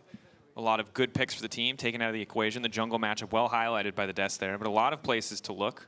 Jace, at least, is out of the equation. Yeah. For Oscar, doesn't have to worry about that one, but he did give up Sion, probably one of the best weak Wukong sides. as well. I mean, that looked pretty scary. I'd be happy seeing that gone. To be honest, I'm super impressed. As a region, the LEC does not have the greatest history of strong Wukong performances, so it's been ramping up, and Yike certainly looking like the poster child for what the champ could do. Now, though, as we enter the second pick and ban phase, Vars get the bench this time. Vi also taken out. I'm curious though what the plan is for things like the Rumble, because it felt like, at least in the last game, Fnatic were attempting to have a plan for what was Jace, right? Which was, takes on, rotate a whole crap ton of times, make sure that nothing funky is going to happen. Now I'm curious if they have another answer for the Rumble or even things like the Mbessa, because these have kind of been the big champions for Kana, and do they actually have an answer? I think maybe Fnatic just want to first pick the Rumble, to be honest. You also have now Jace out of the picture, which is something Kana went for yesterday into the Rumble and looked really good on it. So I think having that blind pick on Oscar should be pretty solid. Yeah, I think the Gwen ban also says that, because that's kind of been the go-to answer into the Rumble. And also something that Kana's picked up several times as well. So we'll have to see exactly what the answer is going to be and what this last ban is going to be. Azir, probably it, unless they're like, hey, we give Rumble and we get Azir, but no, they're just going to ban it. Your ban well predicted, and Rumble first pick. There on it is. Point, gentlemen. Now, it's a crazy win rate. 23 wins, 6 losses. It's disgusting how powerful it is. I think the best counter pick we saw to it was Varus. It just gets permabanned so much, not as a Rumble counter pick, but as like a good champ. That we're just not going to see a lot more wins into it. Although, as you mentioned, Kana was able to do it yesterday with the Jace. See if he has another pick up his sleeve. I imagine they do want to lock in top lane, but Lucian has been rising in prio, something they could go for early here. I mean, one of the nice things about Lucian these days, as we've seen it a lot in the LCK, is you don't need to pair it up with the Nami. It just works very well as a standalone champion. We haven't seen the most success on it so far in the LEC, but it is a champion that has incredibly strong laning phase, can snowball very hard, good mobility, and has a lot of agency in the team fights. What is the other pick going to be, though? Does Yike want to prio an early jungler? Take his time. Xin locked in, another skirmish jungler. And the remaining skirmish junglers in the pool, there's not a lot left, right? Vi taken out, Xin gone. Also have Wukong and Pantheon taken away too. So what is the angle here for Razor? Is it Nefiri? I would love to see like Maokai Tristana here, to be honest. That would be really banging. Who has ever said that sentence in the history? I mean, just like a really nice front-to-back comp here. You could even do Skarner, Tristana. I was going to say, like, one of the things that I think Fearless, we don't discuss in Fearless a lot, is like, Jax used to be the go-to counter pick for Xin Zhao, but you kind of now need to keep it for top lane in case things come out as well. So it's funny how some of these picks can bleed over into other aspects of the game, even though you may be holding on to it for later on. But Skarner going to be the one, and I think when you're already having a couple of short-range members at KC, Skarner going to get value in either way. And it's going to be the Nami here. I'm a pretty big Lucian Nami hater. As I said earlier, I think he can be played with other things, and I mean that. He should be played with other things. But they have now the ability to ban out 2 bot laners, so they should be able to set up themselves for great success here with also Kalista and Draven and Nulls being out. It's also the thing I want with Illusion is something like a Maokai, to be perfectly honest. Something if you're going to play the Nami.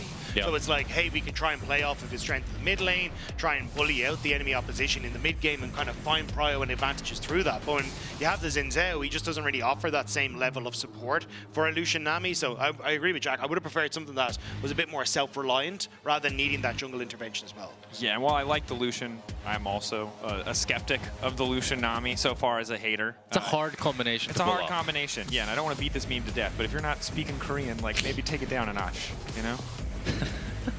My only point. We'll see how it manifests in game.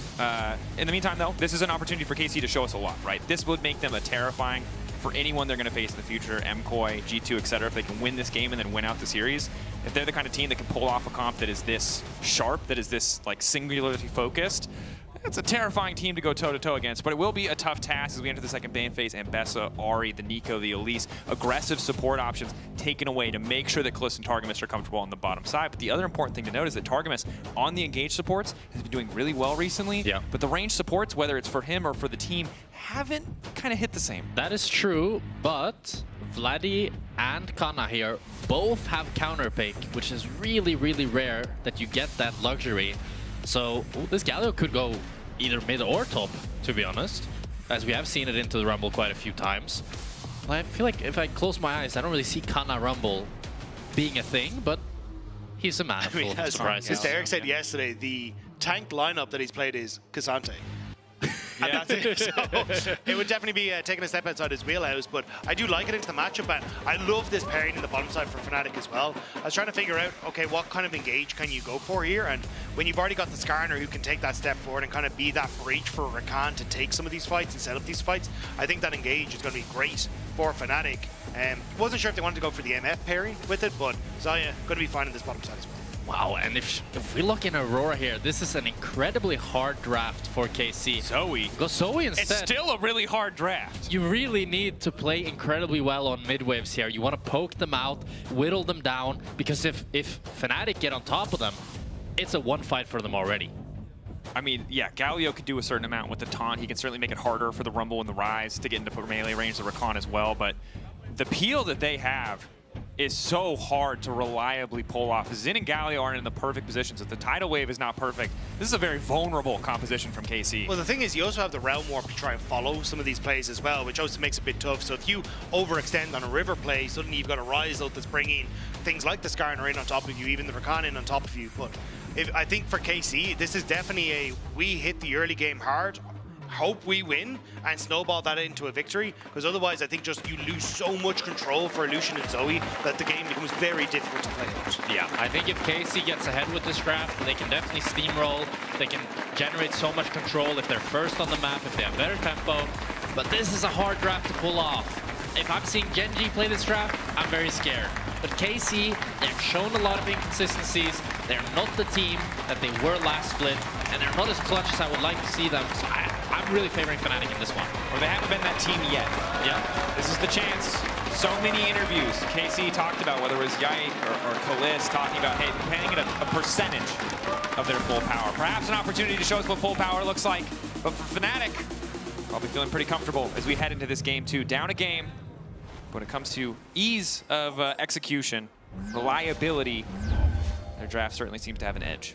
And it's going to be the Electrocute here for Kalis. So this is like a really strong early laning rune for the Lucian. You do sacrifice a little bit of the scaling power, and you have to go Domination Tree, which kind of sucks. But you do have insane damage early game after Electrocute got its base damage buffed. So we'll see if he can utilize it. Pressure to try to shut down this lane phase. Power the Coaling also against so many champs that want to run into this Lucian. In case 8 can be first on the objective is going to be big to track. And he has sudden impact plus Scorch as well. Like, this is a man that's playing to win lane. Let's just put it that way. Yeah, this man is like a Season 2 Red Pot away from really full committing to killing someone in the first 2 minutes of the game. Is Yike, decent start, just charges in there, gets a bit of poke down. Battlestar not going to connect. This mid lane match will be interesting to track. Of course, Humanoid did have the edge with the Victor in the previous 1v1. And Vladdy, pretty much the only person bringing out this Zoe. Didn't make it work last time, but it was an incredibly hard Zoe game. He was up against 3 tanks. This time it's only really the Skarner, and the rest of the targets, if he's able to land that bubble, it should just be a clean kill. I'm ready to see this champion come back into pro play. I think, you know, we had like the 2 years where everyone hated her, and then she disappeared. She could have another chance. I was very glad to lose the ayayas in the chat, to be completely honest. I'm a Zoe main. They're back. I know they're back. If they weren't already, Rob, you've, made your own bed there, dug your own grave. Upset. Mickey still trying to vie for control here, of course, level 2, level 3. The goal of this Fnatic bot lane is survival, right? You're just playing to try to get some Rakan Qs, try to sustain up, Syas goes Q start as well, just try to last it. And as long as you're not bleeding in CS and you can get to that level 6 mark, that's when Rakan actually becomes playable into Lucian. Because pre-level 6, it's really, really difficult for Rakan to ever get a W onto that Lucian. And I don't think we can really see Fnatic go for the same type of lane swaps that they went for the last game to try and avoid some of these poor matchups, because the Galio is going to be fine in the range matchup, whereas the Rumble going to struggle a lot more. So I think for Fnatic, you kind of have to stay in this, so it'll be on Razork to see if he can get down here and alleviate some of that pressure, but Yike already getting into his face and trying to spot out where he is. I mean, this time it's actually KC that might want to look for some swaps here, because if they can mismatch and have Galio laning into the Zyra Khan while the Rumble is getting punished by the Lucian Nami, they could be really happy with it. But right now, Yike is looking to utilize this bot prio to try to punish Razork here. Zoning him out of the jungle completely. For now, it is just a bit of vision. Stealing away half camp. A little bit of XP from Razork there, as he does at least get the little ones. Some money back in his pocket. I mean, it's a good call, right? The team that has prio, often the one that gets to choose when these swaps will come through. Upset and Mickey trying to find a brief window to capitalize as the 1v1 versus Razork. Carries on. Vladdy on the way. Has stole the Shirelias there. Picked that up off a minion, so can be quite fast. A bubble would be pretty devastating. Yike can do a lot of damage in a short burst. Yeah, it looks like it's just going to be the crab going over to KC, but Mickey might be a bit deep here. Battle dance. He is Rakan. He's pretty hard to get caught out. I think through the wall, though. Bubble. Alright, he's fine. Vladdy's gonna actually have to sacrifice a mid-wave here for this move, as it was Fnatic's bot lane that was able to leverage the fact that Casey's bot lane moved to get level 3 first and get control back in the lane and actually help out Razork that way, so he only loses half a Krug camp and is able to get red buff and kind of back in the game. Yeah, interesting to see what KC do when they're the one in the advantage early game, when they've got this stronger 2v2 lane. For now, it is just a little bit of jungle denial and a lot of vision set up on the bottom side. The difference, of course, in this game is Oscarinen has the favorable matchup. The Galio can be rough, but Rumble in general still just so powerful. I mentioned it before, right? The win rate is disgusting. Most of the counter picks, they don't work. Because it's not like anyone is counter picking with a Rumble here. They're always first picking. But I swear, in the half of the games I see Rumble in LEC, he's kind of useless, no? Like, I don't know, the champion has crazy win rate, but I don't feel like it. You're right. There's a lot of games. No, there's a lot of games where he does nothing, overheats one time, auto attacks an 80 carry 5 times, kills them, and we go, this champion looks disgusting. I think it also depends on setup, and when you've got an equalizer with Mickey, who in theory can try and set up those fights for you, I think you're in a good spot. But if Mickey gets denied, say by Kana's ultimate coming through, or kind of forcing Fnatic to back away, I think getting value from this Rumble is going to be a little difficult. But I mean, to be fair, you have literally CC from all 4 Fnatic members. Yeah. So I do think in the setup department, they are pretty chilling. It's just the short range of their CC is the problem, right? Because I'm looking at running into a Vladdy ball, the culling from Kalist, even like just a taunt from the Galio. Yeah, getting on top of them is that challenge that they need to try to overcome. Yeah, Rakan is a slippery fellow, but if he always says night-night as he runs face first into a bubble, it's going to be a tough one. But mentioning something you brought up earlier, right? Kalist and Targamas playing for these short trades. Incredible position. Falling, flash out from Kalist, may get knocked to the wall, still has the dash. Flash from Targamas, double sums burn there, a nice look. Good window of opportunity there for Razork to come in and help them push out this wave. They were losing pretty horribly in the 2v2 trade. You saw Kalist repeatedly proccing Electrocute, excuse me. Now at least they're free to back, free to reset. They could go for a swap here, but based on your earlier point, I don't think it's in their best interest. I think if Yike is able to sneak this dragon, it would be huge, because then you're kind of avoiding having to pay the price of these summoners being lost, because that would be the fight that I would be looking for. But I think Fnatic should be in time to contest here with Razork and Mickey on the way. Humanoid is low on mana in the mid lane though, which may be the only deterrent. Maybe you can get a reset in and TP back in, but I think the dragon will be gone at that stage. Level 6 Razork from might Zoe. look for a steal. Bubble hits onto Mickey, goes over the wall. This has the better of it. 1700, Razork. I mean, they're kind of just playing to buy time here, because Casey's bot lane really wants to match the recall of Fnatic's bot lane. So now, with Mickey and Razork kind of playing gatekeepers, it means that Kalist didn't get his base off, and now he needs to stay, and now Fnatic can utilize that to ideally have better tempo for the grubs. And we'll see, they've already burned sums. We saw them do it in game 1. They weren't able to turn it into a lot. Humanoid TP here. They could be a bit more aggressive. TP down to the bottom side. Vladdy waiting over the wall. Has a setup for an excellent long-range roll, but is just heading right back to mid. KC, there's no real wave here for Fnatic to play on. So perhaps a bit over-eager on the TP. Humanoid is level 7, so he could have realm warped in. Yeah, I think they got a bit overzealous with the fact that Casey's flashes were down, so they really want to... more. Well, Kalist ended up staying while his whole team recalled. Perhaps the right amount of zealous from a team named Fnatic. We'll find out here. Kalist, level 5, should be no way out of this dive. He accepts his fate. Zeal was the appropriate answer. A lot of enthusiasm for blood there from the side of Fnatic. Looks like they have lost a mid-wave, and Humanoid will take a quick nap, but at least he walks away with an assist. And it's a great ult from Humanoid, but you have to wonder, the whole of KC recalled, while Kalist ended up staying alone with no flash when he knew that Humanoid was around. Pretty big mistake from him here, as he loses that early game advantage that he'd slowly been building up on this Lucian. And you'll also see the rotation that we were talking about earlier for moving up to avoid curves. Upset and Mickey going topside, Kalist going back to catch that wave in the bottom half of the map as well. So Fnatic going to be able to punish that doubly now with objectives as well.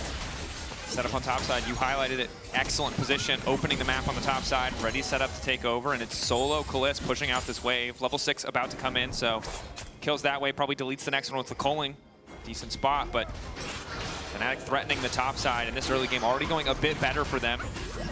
Game 1 is Vladdy finds the bubble. Call up there just try and poke Razork out, but the Golem would have body blocked, and KC trying to hold on to set up around the grubs. That was a really small, cool thing that Razork did there, that he used his W, I think it is, right? Yeah. To aggro the blue buff so that it popped the bubble so that he couldn't get damaged by the Zoe Q. but it looks like it's actually going to be KC able to take at least one of these grubs.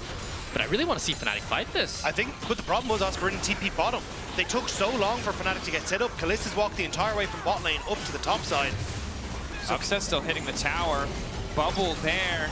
Night time for Razork, needs to back up. Kalista coming in off the side. Razork flashing over all the culling there. Yike now going to fall. 3-minute knock going in from Mickey to Targamas in trouble. That's one vulnerable fish, but Targamas still living. Kalista playing through. Bubble not quite going to connect. Nice back step from Mickey trying to get tricky with it. Kalista still standing, still auto-attacking. Upset making the feathers fly, bringing him right back in. Goes to sleep, but takes one with him. Vladdy making it a nightmare for the side of Fnatic, though, as they take the fight. KC managing to hold on so well off the back of that. Fnatic were trying to dodge everywhere. Sorry, Fnatic were trying to take the fight. KC, I'm going to leave that. I fumbled the word. You know what? It's fine. It's been a long weekend. Okay. I mean, it was all the contest from Razork as Humanoid was still clearing mid. You'd think that they would be the first ones on the grubs here, but Fnatic are just too disjointed. Upset is pushing in top. Humanoid was pushing in mid or catching the wave, so they end up being super split.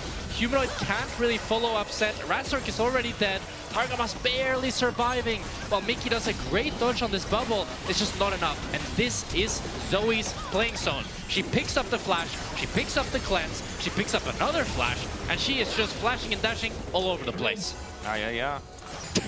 She's back. I mean, Zoe wins. She's good, my main. You know, good start to the fight for them, and this is something that Razork is going to have to adjust to, because you saw he didn't really get punished for just face checking the first Drake, right? Walking in, seeing if he could get a steal, maybe play for an exit kill.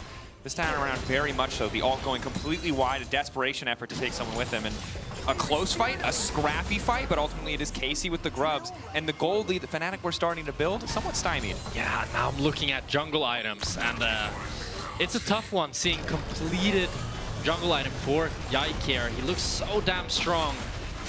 Razork, after a relatively tough game one, kind of muted. I really want to see him bounce back with better form, but it still looks like Yike has his number. And I think this is big for Yike, right? This is a guy who has had some pretty high highs and some pretty low lows across his individual performance, but game one, he was a monster, no doubt the MVP on that Wukong, and game two, outpacing Razork. Exactly what you want to see for a team who, again, winning here, you're not done, you're not in MSI, you're not in finals. Next weekend's going to be tough. You need that momentum in your side. Pushing mid now coming through, but Razork and Mickey are in behind KC, just going to exit out to the bottom of the map, and makes sense. Dragon going to be up in a few moments, and I think that's kind of where KC are hoping to just hold on to this vision control that they've already established. And this is where, if you can look for bubbles over the walls, look for the opening with Kalista on the culling, you can set up nicely for the poke you need to take Fnatic out of the equation. Yeah, mid-wave is really the ideal spot for this KC comp to try to ego, play forward. However, Humanoid does have teleport advantage onto Kana here, so if he's able to push in top, force Kana to respond, they can look to leverage that on this wave. I think trying to face check now for Fnatic would be great. It's definitely a little tough, though. This is one of the frustrating things about Zoe, right? When she controls that fog of war, she just pokes from such long range without having to overcommit herself. Drake deleted. Again, Kalista and Yike both so powerful at this point in the game, those single item spikes, and Vladdy contesting. Instant engage, though, that's the combo. Response comes in from Kana, though. Mitigates a lot of damage. Targamas is low, but the follow-up is not there. Razork with the pullback. Looking to get one, looking to get that shutdown onto Yike. Challenge institute, Yike unconcerned. The feathers pull back, but they don't hit a damn thing. KC again finding the angle. A beautiful equalizer. It ain't equalizing shit. KC find the angle. And the engage looked so good from Mickey, but there's just no follow-up. They've already kind of dispersed after giving over the Drake, and it feels like desperation that we try to go for this. Everything is so indecisive from Fnatic. They're not quite willing to actually send it on the Drake, and then they try afterwards, and it's too little too late. And you got to say, KC took a bit of a gamble with this composition, a lot of faith in their ability to execute, and while there have been missteps from Fnatic, they're in the position now where it feels great to play this kind of composition. Once that mid tower breaks, Vladdy's going to have a field day. Yeah, and again, it's just the fact you're able to buy so much space with the Galio ultimate in these fights is crucial. Yep. And it's kind of the thing we're hitting on, right? Because you get this insane engage coming through from Mickey, but Kana immediately with the ultimate over the top actually nullifies a lot of the equalizer damage that is coming through. And then the short range on Fnatic means they're not really in a position to follow up. They're able to turn onto Humanoid on the top side. The ultimate from Kalista is doing a ton of work onto Upset. It just makes it really difficult for the damage dealers of Fnatic to actually get in on top of what was a really good engage from Mickey. And it reminds me of that mid-fight, game one, where Yike goes all in. He's a fed Wukong. He's in a good position. He gets a good engage, but there's no one there to do damage, and it's the same story here for Fnatic. You highlighted Upset Humanoid did nothing in that fight. They couldn't get position. They couldn't get in range. Now, once they have a few more items under their belt, it'll get easier, but I don't think KC are going to give them that kind of time. Yeah, especially when you already have 2 Drakes on the board. It's just such an easy win con to play for Drake Soul here. And Cloud Soul on Lucian Nami makes that poke so much harder to play around. Glad he connected the bubble. Let's check the Zoe damage. How's it looking? Pretty good. Not that high, to be honest. I mean, you know, it's only level 10. You need a bit more time. A few more items. Definitely not release Zoe amounts of damage. But it was also because the bubble already wore off because he had Mertred, so that's why. Yeah. If he didn't have Mertred, we'd be happy to see. Thanks. Appreciate you gassing me up on my enthusiasm for Zoe. Yeah, I mean, it's just like, then it would have been like, you know. Maximum dopamine gaming. Yeah. All right, KC. The catch here. Razork is all on his lonesome. Bubble from a mile away. He's stuck in the wall. Probably just a spectator bug. No, he lives there now. 2-man ulti. It's not going to do anything. KC find another pick. Great timing on it as well. They'd interrupt Mickey's reset for the Rift Tower that's about to spawn. So like, great, we've just got numbers advantage on the map. They find Razork out on his own, and the bubble from Vladdy connects perfectly to set that up. Razork is just having a rough game here, getting caught out back to back. Not really able to find his footing. There's great bubbles from Vladdy, but Fnatic just don't look in sync. And Mickey tries now to clear wards on his own. No flash. Waiting for Now to go back to. Oscar on the way in. We'll be able to bail him out. A ward does go down, but now you can't really contest the Herald, because now my support is 300 HP. When Skarner finally revived, it's back into play. It's just mistake after mistake after mistake from Fnatic. And this is not a day where you can afford to make mistakes like this. This is a team that has gone back to the drawing board before multiple times since it became a team at the start of the year and come back stronger. But it doesn't feel like that's the case here. Even if the draft is solid, the player's not quite on the same page. And this is the thing is, Skarner's a strong champion, but at this kind of deficit, it's so hard to find that target. Yeah. And he's playing against slippery champions as well, right? In the Zoe, in the Lucian, even the Xin Zhao and Galio have a lot of mobility as well. So it's not an easy Skarner game to play by any means. But if we relax a little bit and take stock of the game, it's only a 2k gold lead for KC. I think this 3rd Drake coming up will really be the nail-biter here. If Fnatic can get it, I think they can be back in the game. If KC get it, however, and they get a good fight going, that's where the really snowball starts rolling. Definitely does, especially when you've got the Herald in your back pocket too. See if they want to use it mid or inside lane. I also just like the lane assignments from KC at the moment as well. Having kind of down on this bottom side at the moment means that he's immediately able to be of value in these fights if Mickey goes for some sort of snap engage like we just saw in the last one. Whereas you're kind of happy for Vladdy to come in and have a position where he's able to deal damage over a wall and use these long range abilities. So I think KC just set up nicely on the map, but resets for Fnatic have come through and Vladdy's still on that top side of the map. So looks like Fnatic at least numbers advantage down towards this river. You highlighted this fight crucial. Gold lead not insurmountable. KC in a much more comfortable position. Can afford to get aggressive as we see Kaliss there. Tidal Wave knockup does connect onto Upset. Will he be forced to ulti here? Yike dropping the Herald. Perhaps this is a way out. Wants to break up mid lane tower. Razork off to the side with Upset's health bar blinking. I don't think they can afford to start a fight realistically. KC happy to just take the objective as the taunt on the side will clip Humanoid. Followed up by the sleep. The damage coming in now as well, and down goes Humanoid. And Drake fight not going to be crucial because there's not going to be a fight.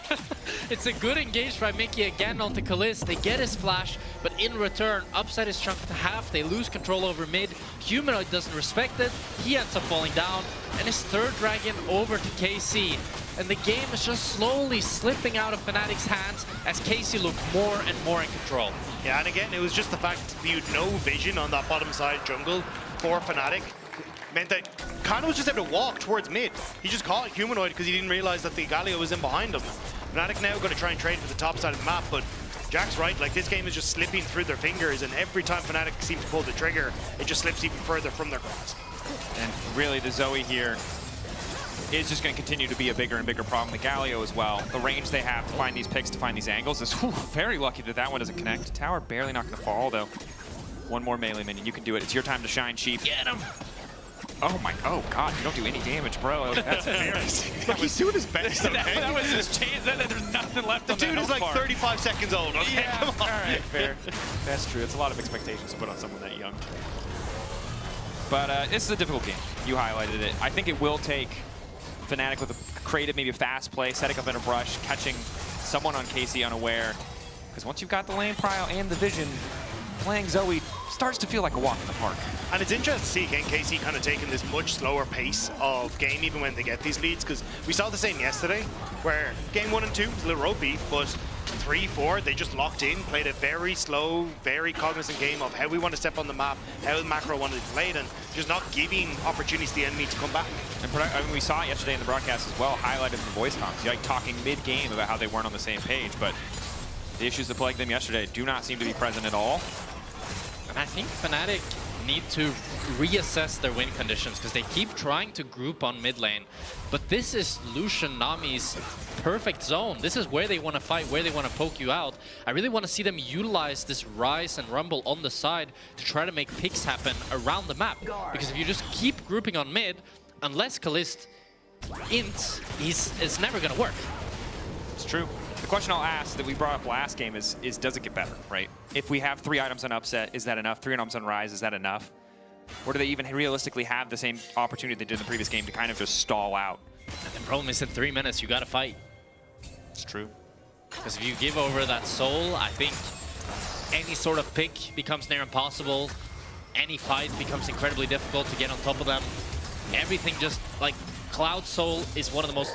It's not so underrated anymore. It used to be incredibly underrated, but it just makes it so difficult to actually stick to people and get away from people to really do anything. Movement speed is so OP in this game. Sleep on the Humanoid. I don't even know how he lost most of that HP. I don't know, it wasn't from the sleep, but getting chunked out. But again, you can see them just grouping on mid here, rather than trying to... I'd love to see Humanoid like focus to a side. Maybe they're not able to actually kill the Galio, but they can chunk him down, get a deep push that way. I just think this Rise is not really doing anything around mid. Looks like it's going to follow through on your particular plan of action, as you can see here how hard it is for Fnatic to approach, how hard it is for them to get mid lane control. Easy for Yike to just start up this Otacon. Close and Targamas have to be careful not to overstay. And Mickey's going to try to make the play happen. Flash, forward, flash response from Targamas. Nice tidal wave into the choke chain. CC's there, and it might just be Razork falling. Using the ulti now, catching out Yike. Perhaps a moment where they can turn it back, but he uses an ulti of his own, and Kalist finds the kill. Root connects, but not the damage. Fnatic running. Great patience from Targamas on the wave, waiting until Fnatic can actually come into that choke point so they can find the pick that they want to net KC. They just fall back to the Otacon once more. We can just see it's so difficult to try to catch out this Lucian Nami, even with the Rise ult. They're not able to actually get on top of them. And Fnatic are kind of bashing their head against the wall, repeatedly trying to do the same play over and over again. And it's just not going to work. And they're just outranged. KC just don't need to go into the short-range champions, respecting, saving their cooldowns for that long-range engage. But we'll see Fnatic down some flashes. It's a similar story for KC, but the sleep connects on Upset. That means the cleanse is already gone. Decent chunk of the health bar as well. Oscar in on the flank. 3K. Great ulti. Kana not in the area quite yet. He's not ulting the team, which means the rest of KC is zoned away. The steal now coming in again. The Soul Laners and the LEC playoffs keep taking these objectives. Kana gets a kill, but he loses the objective, and now it's Humanoid sprinting. Phase rush procced. Running forward. Mickey trying to use him as a highway to get into the fight. Nice taunt coming in from Kana. Wants to turn the fight back. Mickey backstepping as well. KC will get the retreat, but they lose the objective in a 1-for-1 trade. And it's the Otacon for Fnatic that is the real prize here, as they're kind of able to get away with murder, getting that when they didn't even have their jungler up. But still, you can see how hard it is for them to actually get on top of KC, as they just get kited again and again and again. But 20 seconds until Cloud Soul here. The crucial fight, TP used. They know they need to fight for prio here. The battle over mid lane is where it starts. Bot wave probably pushing in favor of Fnatic, so but much damage. This is the problem. And Soul, you get used to the slide and glide of Lucian, but just the poke of the culling before a fight is so tough to deal with. And I was going to say, maybe your one opportunity here is Fnatic is a flash ult on towards Vladdy from Razork, but now he's been taking the half health because Vladdy doesn't have that flash, but he's just playing so far away, I don't think Fnatic have a chance. Yike's so powerful as well. Razork getting chunked out. Taunt on the Humanoid now, but they don't need to follow. The discipline from KC in these fights is phenomenal. They finally caught Kana, but no one else is in range, and Vladdy just continues to land the paddle stars. It just looks impossible for Fnatic as they can't enter. They don't have any HP on their engaged threats. They're dead now. Vladdy, again, cannot miss. And it's a poke masterclass from KC, as they're just playing so disciplined, as you said, Dracos. It's just diligence and discipline at work here that leads them to the Cloud Soul, and it kind of feels like the game. I mean, this is exactly what you want to see from KC. We've talked so much about how good they can be as a team fighting team when they lose games as often, because that's not a position in the game that they get to, but their discipline They see a little engaged, they just wait, they take their time. And this is a 2,000 gold lead as they're on to Oscar now. Taunt goes in. Oscar caught out there. Mikhail's to buy him a bit more space, but it's not a lot. Knockback. He will be able to escape. They're not able to kill him, but I have never seen a 2,000 gold lead that looks this suffocating. Fnatic cannot get control anywhere. They can never enter. It looks unplayable. And I mean, it's because the 600 gold lead is there for Oscar Innan, but it basically means nothing in the grand scheme of things because all of his damage is just getting nullified the second kind of ults, and KC aren't even giving them an opportunity to try and engage to find good equalizer opportunities. So from KC's side, they're more than happy to continue this as Razork going to get bubbled, take some love taps, and KC will disappear into Fog of War again. And I do want to say what an incredible redemption game from Vladdy. After a really tough Zoe performance against MKOI in that game 5, he's really showing that he has incredible expertise of this champion. It was just a tough draft to pull off last time. Bliss feeling confident, Realm Warp in, and they just walk it out. Oh my gosh. But this is exactly how you want to try and play this. Is just continue to keep Fnatic on their side of the map so you can just do whatever the hell you want. And now you got Baron in 15 seconds. Oscar Innan has to go back. He's got no TP, so setup is going to be there for KC around the objective, and it's just obnoxious as Fnatic to try and get anywhere. And the one upside that Fnatic has is that KC's comp does do Nash pretty damn slowly. It's true, yeah. So it is hard for KC to progress the game, but they can kind of just have the Galio tank it forever and then just poke them out when they try to enter. I think it's just the fact that Kalist can keep pushing and poking with this ultimate means it's really difficult for them to hold on to these outer turrets though, because once you can push them in far enough, you're just going to get to rotate between those tier 2 towers on Fnatic's side, and if you ever try and engage on anyone in that mid lane, it's great kind of going to be able to come in with an ultimate and keep them completely safe. So it just becomes very difficult for Fnatic to hold on to these tier 2s as soon as Kalist has that ultimate back up. And I mean, the Dragons have been coming quick because we're 4 minutes away, excuse me, from an Elder. KC continue to try to control vision here. The setup, the poke from Vladdy only getting more lethal. It's not like anyone can really afford to take a break in their damage items to pick up MR here, upset and Humanoid. Smirk treads, but not much else. Mickey has a crazy flank here. This could be it. Vladdy, Humanoid stepping up, keeping behind. taking his time. Mickey ready to find the angle. 2-man engage, fall from upside, trying to get involved, but Yank immediately going to knock him back. Oscar in on the backside, trying to catch Vladdy. That's going to be one sleepy rumble. Razork manages to catch him, but it doesn't look like Yank is concerned whatsoever. KC are just more powerful, dancing on Fnatic. The circles are just too powerful for KC, and it's a Venn diagram of destruction for Fnatic. And it's such a great flank from Mickey. He's able to get on top of all of them, but it's the Galio ults that keep coming in to deny the follow-up from Fnatic. And this has to feel like that was the last hope Fnatic had as KC pick up the Nasher and are gonna explode the gold lead to 7,000. This is massive. What a clean game from KC, right? This is the clean game they needed to have with this composition, but they've remained diligent. KC, like Fnatic, have been a team that when they get these leads, they get a little sloppy. They get caught out here or there, but in this game, picture perfect. Vision first, not letting anyone be risky, playing at range as much as they can, and the one-time Fnatic finally, or the second-time Fnatic finally trying to find engage, it once again does not work out. And this was the patience, this was the communication, the coordination that we wanted to see coming through from the KC side to kind of be like, yes, they are one of our top teams, but there was a lot of doubts coming through from the regular split. Their early game did not look good. Their mid games they could still bring back through team fighting, but this KC is dangerous and they're proving it. Certainly are. Neither of these champions want to tank this. Razork is not tanky in the context of this game. There's not even any armor pen on Kalist. It does not matter. Yek now following up. That is one dead jungler. I didn't know Kalist was half playing Trundle in this game as well, ripping through every tank that steps up. KC, they're looking to crack up the base as well. Gold lead like this, composition like this, it's pretty impossible for Fnatic to hold. They don't have the range, they don't have the wave. If Ryze is not a control mage, he doesn't just get to walk up for free. And Kalist can just keep dashing forward here. All they need is one more bloody bubble, and they can probably look to end. As Fnatic desperately hold on. And look, you said if Genji was playing this composition, you'd be scared. Oh, I think KC playing this composition also looking pretty damn scary. Mr. Spectra, Fnatic though, hungry for the engage. Will find Yike. Nice double knock up into the taunt. Follow up there. Man, it's just, there's too much damage. Humanoid deleted. KC stopping that engage in its tracks. Now onto the Nexus. Flash in, they're gonna take Kana. He goes golden. He'll still probably die. Bubble, he flashes. He's still living. Go away. He escapes. Not even the fountain laser is enough. Give them something, KC. Come on. Oscarina gonna fall. Yikes still standing. Upset's making the feathers fly, but Zoe making the game, and KC onto match point. One of their most dominant victories we have ever seen. And what a wonderful execution of a difficult draft. They played with discipline, diligence, and incredible focus. Wow, what a KC we're seeing.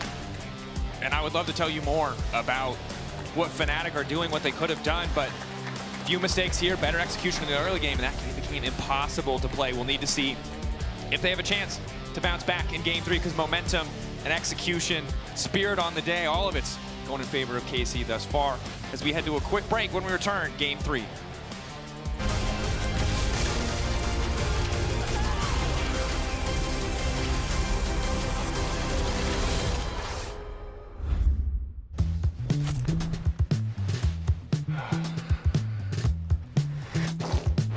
Damn it. Hey, Dragos, you ready for the... Oh, that doesn't look good. Wait, I have a solution, but you have a break. I will be right back. Just wait.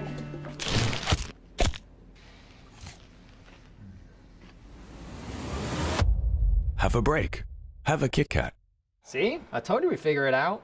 I don't think this counts. Come on, let's go.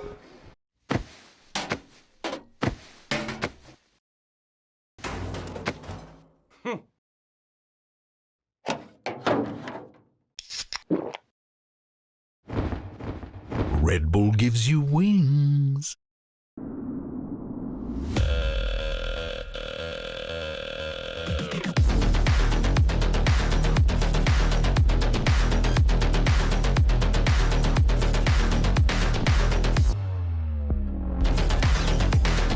Wait, is he switching lanes?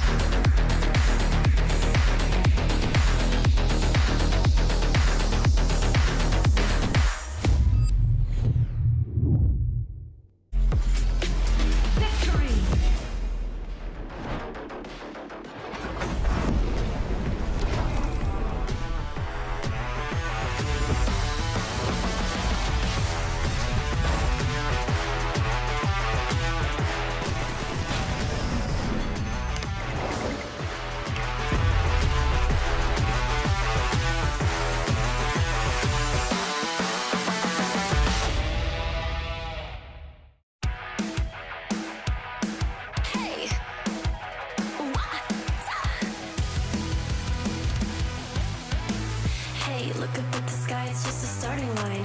Waltzing through the storm, feel the vibe align. Radiant rebels in the silent fray. In the pulse of dawn, we embrace the day. We find harmony in mayhem, finding our own beat. Eyes ablaze, we're laser focused. Dancing through the storm, we become the light. Against the lies, we'll stand and play in this never-ending fray. Eyes alive in the pulse of dawn, we find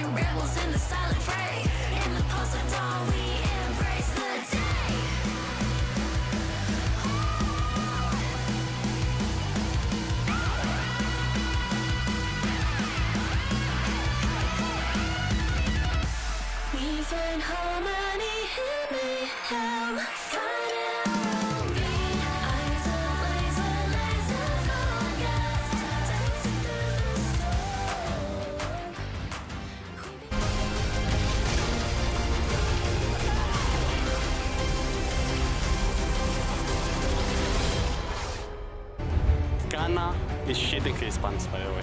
That's good. His laning phase was disgusting. This guy is not feeling it today. Coming in again, the Soul Leaders in the LEC playoffs keep taking these objectives. Connie gets a kill, finding the angle, beautiful equalizer, ain't equalizing shit. KC. I'm fine, say a flash, okay? Say a flash, Wait. Look, remember. Help me. I'm thinking. Don't flash, okay? You can go on me. They're mega desperate. Go nice. I will catch this mid. Apples, I would love to have a conversation about the Zoe that you picked this time around, how it fits into the draft specifically, considering it didn't necessarily go that well last time you guys picked it. I mean, the thing is with Vladi, we're always looking for new champions, and I knew from the past, even on natives, he was a very good Zoe. But I told him we can't pick it unless you spam hit in solo queue, till then it's banned. And last week, honestly, he had it ready. It just wasn't the best in the draft, because yes, scaling was fine, but we needed like 5 items.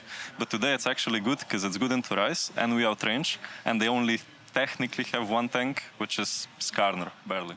So Vladi was like, I think I could go Zoe, and I said, okay, then lock Zoe and drop a bomb, you know, so. All right, so well, thanks so much for your insight, I appreciate it. Thank you. I mean, as a wise Twitch shadow once said, I hope Zoe wins. I'm Zoe main, and I really want her to win. And other copy pastas like that. So, KC, very, very confident in this pick. Why? They talked a bit in the interview there, but there are a couple of changes I want to talk about with this champion, which makes this champion a little bit stronger than it once was. It's not really actually to do with this stuff on the screen. This is the items and the runes. This hasn't changed for a couple of years now. It's fairly bursty. You're not exactly getting anything crazy changed out of this in the last few patches. What has changed, though, is something recently to her Q, which helps her wave clear early. So I believe we have a thing just describing it below here. Yes, there's a bit of the splash damage, which has been increased. That has helped her reach a very important breakpoint. We can see it a little bit during this game. Your wave clear is so much better early.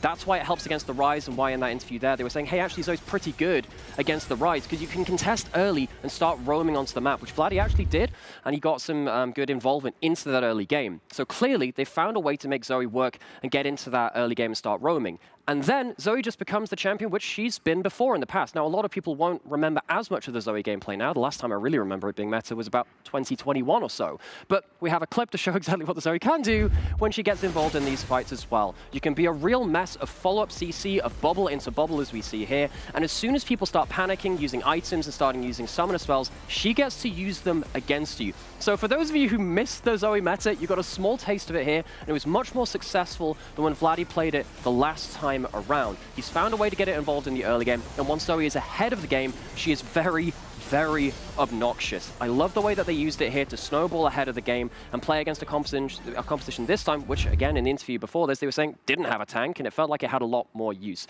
That's a quick breakdown of why Zoe might be being seen a little bit more, at least from Vladi, and why it helped them get to 2-0 in such an important series. But that's what I've got to say about that champion. So why don't the desk, you got anything more to say about it?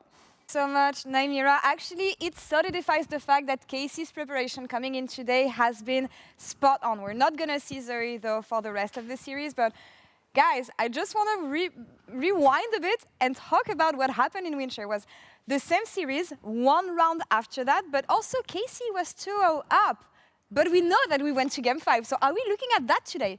I remember that series. Because I remember in Game 3, the big thing was that they started putting Oscar in on tanks, and they started playing heavily towards upset, and they kind of came back in that series, find their balance. Don't talk about Game 5, that's not relevant for this discussion. But they did put Oscar on tanks already Game 1, so maybe that is not a surefire way to come back. All right. Well, the thing is, I didn't really feel like they made huge draft adaptations in that sense. I feel like if we can bring up the draft right now, they had a lot of tools that they could have played towards this game, but I just felt like individual members were faltering a little bit. We had the Rumble first pick. Sure, it got answered to the Galio, but at the same time, it's a strong independent pick for the top lane, for Oscar to be set up to have great impact on, followed by the Skarner Rise. All of a sudden, the top side of the map has so much agency, and even at the top of the show, we were saying that Upset is consistently always doing really, really good, and we need other members from Fnatic to step up. But now they had a lot of agency, and they didn't, so what more can we expect from Fnatic here?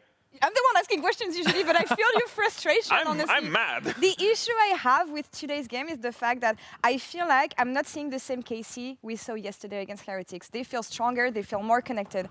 on the side of Fnatic, it feels like the same team we saw against GX, and that is not going to be enough. Yeah, I don't know. When I watched that game, I saw Namera talk about those patch changes, but I didn't see that Zoe bubble had an AoE effect now, because I felt like the entire of Fnatic top side was hit by a bubble, and they were sleeping that entire game. And I really wonder, is this all you have to offer, Fnatic? We put you guys in the clear top 4. We expect more from you after the regular season. Is this all you have to show us? I really doesn't hope that, because I really want to see more. I mean, that's the thing, but hitting this point, again, we've talked about this, the stress around these situations, the fact that lower bracket run has been exhausting already, that they're on the verge of getting eliminated. In times like this, I would expect players at the caliber of Fnatic to show up, to not collapse under pressure, to be able to show more, but I haven't seen enough in game. I've seen it for certain members, but again, to reiterate, I really want to see Razork and Humanoid do just a little bit more, because now we're going into Game 3. I still feel like there's plenty of power plays, especially with Fnatic on blue side. They can still secure this sort of early game advantages, but we need to see more from them, because they are the catalyst, at least for upset and making the bot lane, to get them through the game into mid game so that they can unleash the impact that we always see them to have. And I will say, as one of the only players in Europe that has been reverse swept by Razork and Humanoid, for my own honor, I want to see you guys do it again, so I am not alone on that list. Well, let me ask you guys, you've been in these situations as pro players, coming back to the stage, led 2-0 by KC. What do you tell yourself, and what do you tell the rest of the team to get your things together? It's rough. I mean, it's not really rough. It's different from player to player. For example, some people might find ways to cope with the pressure and make it a little bit easier for themselves. But right now, it's just do or die, now or never. Where pretty much your back's against the wall. You're 0-2. If you lose one more, you go home. Sure, the pain is over and all of this. But at the same time, with the aspirations that you have from Fnatic, now you're like back against the wall. Nothing worse can happen from this point on. Yeah, for me, it's like Fnatic. You guys got to go back to basics. You guys are not a bad team. You guys know how to play the game. You don't have to overcomplicate things. I think the worst thing they can do right now is to kind of lose their mind and draft a comp they're not comfortable on in. Because that is how you're going to crumble in Game 3. I want to see Fnatic draft towards their strengths and go back to what works. We are going to be doing the drafts here at the Desk Namera joining us. I got hit by a bubble. Yeah, hit by a bubble. Thank you for joining us again. What do we want to see here? I want to have your point of view. Fnatic being on the blue side one again, maybe for the last time. I think before the series, I think we wanted to see stable top lane as something that could snowball bot. I think consensus now between us is mid jungle has to be better for Fnatic. I think they've been losing this series so far through that. They need something strong. They need something that can play strongly through that jungle and that mid lane. Eyes for me are on the Yone right now. If it goes on through here, now you could first pick the Yone and then look for the Sejuani and 2-3 for Humanoid. I feel like you kind of have to do it, because otherwise you just give Yike and Bloody the Yone and Sejuani. And I think this is exactly what you need as Fnatic. This is the one way you can get back into the series by getting a Yone Sejuani, probably one of the strongest two mid jungles we have in the game. And it's a great pickup as well, because it pretty much secures you a 2-3 for Razork to be more on this utility side of things. There's the Maokai, there's the Sejuani, and I feel like he is this catalyst for the team, and he on these picks has the biggest impact when I think of him. Yeah, and I don't even mind if KC, if they steal the Sejuani away, because you can still fall back to something like Lilia too. You have options now, and it does give you that engaged potential through from that mid lane, which very few champions do in that role. Looks like it might be they're playing with the Trundle ban, because actually it won't be, because when I saw the Trundle ban, I assumed they would actually pick a tank early to kind of take that out as a counter, but it will be the Misfortune, which is one of the strongest laning AD carries we still have in the game. Together with Nico is one of the champions I'm looking at to kind of help that bot lane really get facilitated and have a strong laning phase. It's a great pickup, especially because they have the option of either the Leona or the Nico. They have the scaling in the bag with Azir. You pretty much don't really need to be concerned so much about it anymore. The only thing you need to keep an eye out is for the combos that you have enough engaged for the MF and Azir to function well. A little bit worried that Fnatic haven't picked up a jungler, though, if we're talking about mid-jungle being very important. Yes, the 2v2, it's very strong there, but the payoff you've had for locking in the strong pick of the Ionia and then the bot lane is, okay, what happens if Razork doesn't get some choice picks now? Maokai could have been one of those champions locked alongside that Yone. What happens if you do have the Sejuani banned and maybe the Lilia afterwards? Now, for me, the two champions that I would assume to get banned is the Sejuani, as you say, and maybe the Ivern as well, because I think it's something that Razork has shown a lot of drive towards playing. But when you take out the Sejuani and you take out the Ivern, suddenly all those supportive junglers that kind of want to help facilitate your lanes are out. They have the Maokai, and maybe you have to go into something like a Poppy, but Poppy does not make sense into Misfortune Azir. And then, of course, both you being top laners here as well. I'm pretty sure you're looking at this draft for the R5 for KC, thinking, well, what happens if Kana gets the counter pick on that R5 as well? We talked about the mid-jungle, but that is still that looming knife in the dark. It hasn't necessarily been top lane winning the game so far, but that could be really deadly here. Fnatic has already made their homework, because in the first two you already see the Ambessa and the Gwen ban. Right now you have the option to ban 2 more top laners, but they did opt for the Leona because, again, they do need to take out the engaged support. I'm looking at champions like Renekton, like Ornn, pretty much the tanky boys, because already from game 1 and 2, I guess, Jace and Rumble are out. A lot of the lane bullies in the top lane that Kana does very, very well on have been out, but he still has the Gnar, he still has Renekton, he has the Aatrox, correct? But I'm looking at Fnatic, and I do feel like Oscar will need to walk into one of these bad matchups, but I do wonder how they're going to use this last ban, because he will need to take an Ornn. Yeah, what I expect here is that we're gonna see a pick from KC, but the response from Fnatic should be something like an Ivern Cassante or Ivern Ornn. For me, this is kind of what you need to fill out your draft. Here, as the KC, you can either choose to take your top laner or the support. Countering the support is usually the more convenient option. I would say that, but also, I mean, I think Targamas, you know, you already see the bot lane there too. I think you pick in your support. I was wondering whether it'd be something like the Alistar, just say have a front line there, but could go for lane pressure. That's exactly what they do. Karma locked in. It's not necessarily a common pairing with the MF. This is for laning phase alone, really. I don't hate it. I would hate it if the Maokai ends up going full AP, because I feel like now, well, it depends also on the 5 pick. If you get the Aatrox or pretty much any sort of... Wait, no way a Fnatic gonna do the job, and it's the MF. Is this the reverse of what's there? So yeah, that might happen, because well, put the Ornn in the bag, I guess. Yeah, I think most people could see this coming a mile away, and now I feel like you do need some kind of supportive jungle to round out his draft, because you have that Yone that wants to fight, you have the bot lane that wants to fight, and then Neferi, I can see it with the Ornn top, kinda has that skirmish-heavy potential, but then again, you don't really have that front line, that tank to walk in if your Ornn is stuck catching a side wave. Well, that's probably why he won't be catching sideways, and I feel like he will have to overgroup and fall behind slowly. I do feel like the Nafiri makes a little bit more sense than the Ivern, because if we would have picked Ivern here, we would be looking at, you know, four AP elements on the side of Fnatic, and then I think you'd just be getting outskilled by the shopkeeper. So right now, with this Ornn and the Nafiri, I feel like you have at least skirmish power. KC, I think, overall, with the Renekton locked in, very good early lanes, very good ability to snowball. I do get a little bit worried if they throw a couple of kills to the Neferi, that can really throw some problems into the plan. Fnatic do have some very good long-range engage options now. Yeah, for me, this Renekton is mostly against the top set of Fnatic. When you see 3 melee champions, that Renekton becomes really strong. You get a lot of value from your empowered Cold Meek in those fights, and it becomes really hard for Fnatic to contest topside if that Renekton is there with those early component items. One player we want to keep our eyes on from each team. Would that be? I think it has to be Kana for me from KC. That Renekton needs to get value early. If it doesn't, you are left with a single engage comp with the Maokai. The Renekton needs to get early value.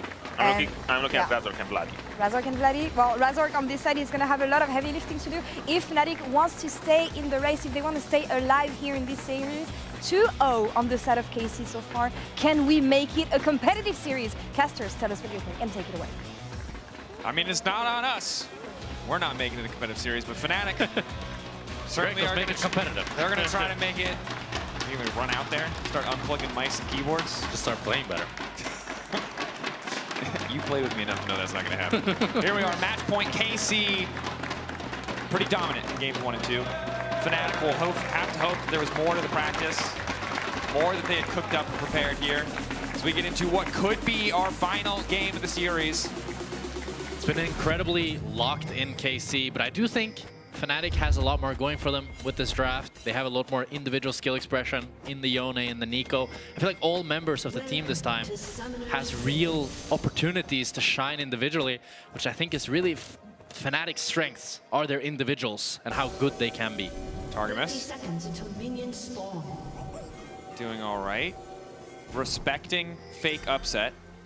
Mickey in his disguise, not going to get rooted or caught out here. Cool. Battle for level 1 lane control. Upset Mickey. A lot of range to do some damage here. Try to take that control early on, but you heard it from the desk, right? Vladdy, can he weather the storm of Humanoid? Can he stop Humanoid from being relevant? And Razork, this pick felt a little bit odd. I think we were looking for a little bit more magic damage. You do get bits and pieces of magic damage all across the draft, but see what this Neferi does, because Yike has been outperforming in the first 2 games. And Maokai is a champion that, while not very flashy, kind of always gets the job done. I kind of like that they went for a different approach in this draft of just picking what is best for themselves rather than trying to conform too much. It was only really Oscar that I feel like sacrificed himself to create a better draft that works in the whole picture, while the rest of the members could be quite selfish and just pick what they wanted.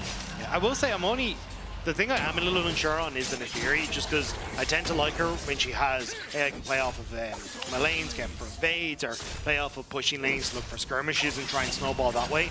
But I just don't really feel like Humanoid's going to have a ton of control over mid-wave, Oscar and won't have control over top, so you're already kind of limiting the avenues of attack that Razor can use this Neferi into, but we'll have to see if they can find successful skirmishes for him to kind of start snowballing. Heal popped early, barrier pops as well.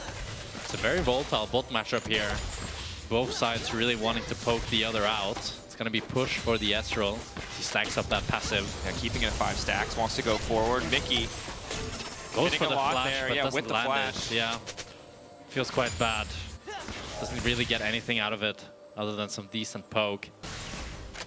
Now Yike could be looking to finish his full clear down to this bottom side, punish out this flashless Nico. I mean, the damage follow-up from Kalista and Targamas is massive. I think Yike can get in range. Has the phase rush as well. Really tough laning phase from Humanoid so far. He missed so many minions first wave. And 3 minions on the first wave already. Didn't want to critique, but it wasn't quite Shobi that we were watching here. Well, it's a little bit awkward when you get the Q3 and you go for the Azir and you whiff. He kind of just sits there and watches as your minion wave disappears while you try to force a trade. It's tough. Yeah. Q3 hits on that level 1. It's a very different game state, but for now, losing out on the push.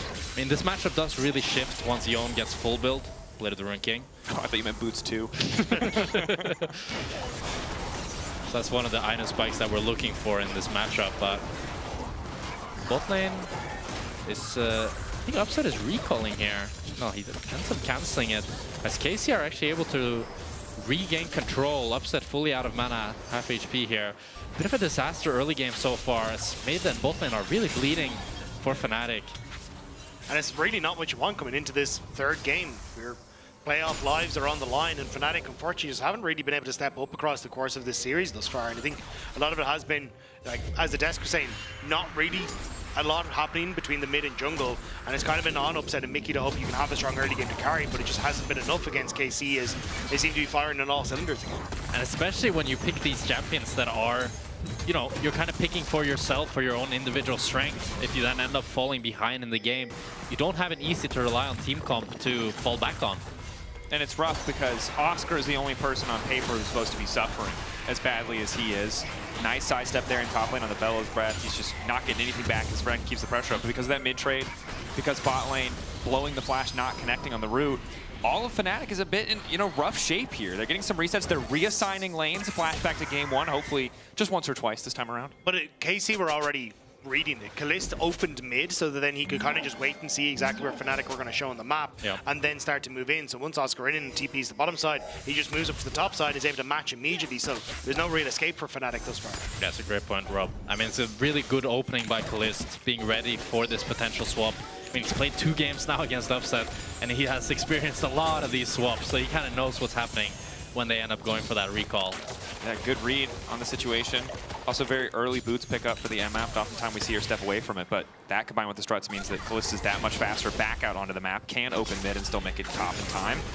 Humanoid now level 5. He's doing a little bit better in the trades while Mickey's starting to run. Yike finds the lockup. Razor trying to get involved. A lot of damage on the Targamas. Now it's Yike in trouble. So much damage from Razor. He's desperate to finish this kill. Targamas running as well. Upset trying to finish. It looks like he might get one more. Barrier, the shield coming in, trying to divide. Kliss wants to get one back, but they're still living. They're still hanging on. Whip on the route. Kliss walking forward. Another auto coming in. A love tap. Finishes it off. Kliss, though, has to be careful for the dive.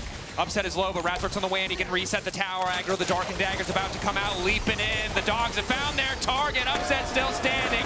3 kills in a matter of seconds. And that's exactly what Fnatic needed to start off this game number 3. Neferi getting 2 kills in the early stages. Fnatic getting their bot lane ahead. Huge success on the map for them. And it's great to see Fnatic finally getting a victory in one of these skirmishes here, as it starts off with Razork having a level lead onto Yike, so he ends up being way stronger than him and just demolishes his HP bar here. I was surprised myself personally at how fast this Maokai ends up going down, as Upset can continue to chase down Targamas, stacks up the passive, brooks the PTA, and then a great move here from Kalista to take down Mickey. but he's left 2v1, the wave is about to crash, and they can easily dive him despite his fancy feet being able to dodge all the Ezreal Qs. Yeah, the ability to reset tower aggro means that he can't really comfortably walk back under tower. Hopes that maybe Upset makes a mistake, eats a bit more damage than he should, but it just does not pan out. Now Fnatic is sitting a bit more comfortable here. Not a massive gold lead, but definitely a nice position to be in. And a lot of the Fnatic wins, most of the Fnatic wins, I want to say, usually start with Razork getting something around this bottom lane, extending that gold lead to other parts of the map, and we'll just need to see what he can do individually, because that is one very powerful Naafiri about to tick over to level 6. And I think that's what Fnatic really needed, some hope, some life breathed back into this game. After 2 really rough games, you know that their mental was probably feeling down, and if this game started going south, it could be over for them. But now Humanoid getting some good trades on mid, kind of turning this matchup around, and overall the game looks a lot more bright for Fnatic. Definitely does, as Yike finds himself once again in the hands of a clone. Mickey constantly changing form.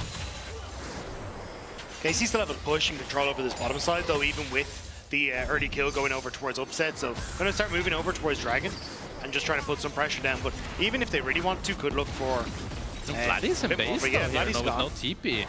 I feel like Fnatic should be able to punish this here if Razork runs over. Look at the pings, the question mark pings onto Wolves. They don't have vision, but they know exactly where Razork is. Razork is in his home here. Wolves on the Wolves. So, I mean, excellently read by KC to find that opportunity despite not having mid-prio. Yeah, it's also nice because it should take Yike over to level 6 as well, which he kind of desperately needs, because you see level 7 already for Razork. He's been farming up an absolute storm, plus those early 2 kills. Eclipse now complete for him, so if you end up running into Razork as Yike, I don't think it's going to be a very fun time for you at all. I do think I have to throw some criticism at Fnatic here, as they had the mid-prio, they had a buy advantage on bot lane, and a stronger jungler, and they still give over first straight to KC. This feels like a robbery from Yike here to be able to get that while still being so far down on this Naafiri. I think the greater fear of Fnatic for most fans right now is the status of the series, is being down 0-2, but this is something that we have to look at if we do make it to a Game 4, because it feels like all 3 games now, they've conceded just about every early objective as Razork is stalking, lurking in the jungle. Yes, Eclipse completed. It's a very strong Naafiri here. Yike. Little Alien Sapperling first will spot him out, but likely not going to be able to do much against this objective. So it does concede the blue at the very least, and Razork holding on to an almost 1,000 gold lead individually. Root not going to hit. Kalist ready to ult over the wall if necessary, but as long as Naafiri can go untargetable, it just doesn't feel like you have the angle. Yike will be able to protect his own jungle here, but I think the fact that Fnatic has Razork to be able to fall back into this bottom side means they could keep the pressure up on the bot lane and look for potential dives, but it does mean you'll more than likely give up the Void Grubs on that top half if you continue with this bot side pressure, and it looks like that will be the call, as you can see Razork falling back in over towards the Rebel. The one thing that does occur, though, because there is so much attention down on the bottom side of the map, is that Kana just continues to get to assert dominance in this 1v1.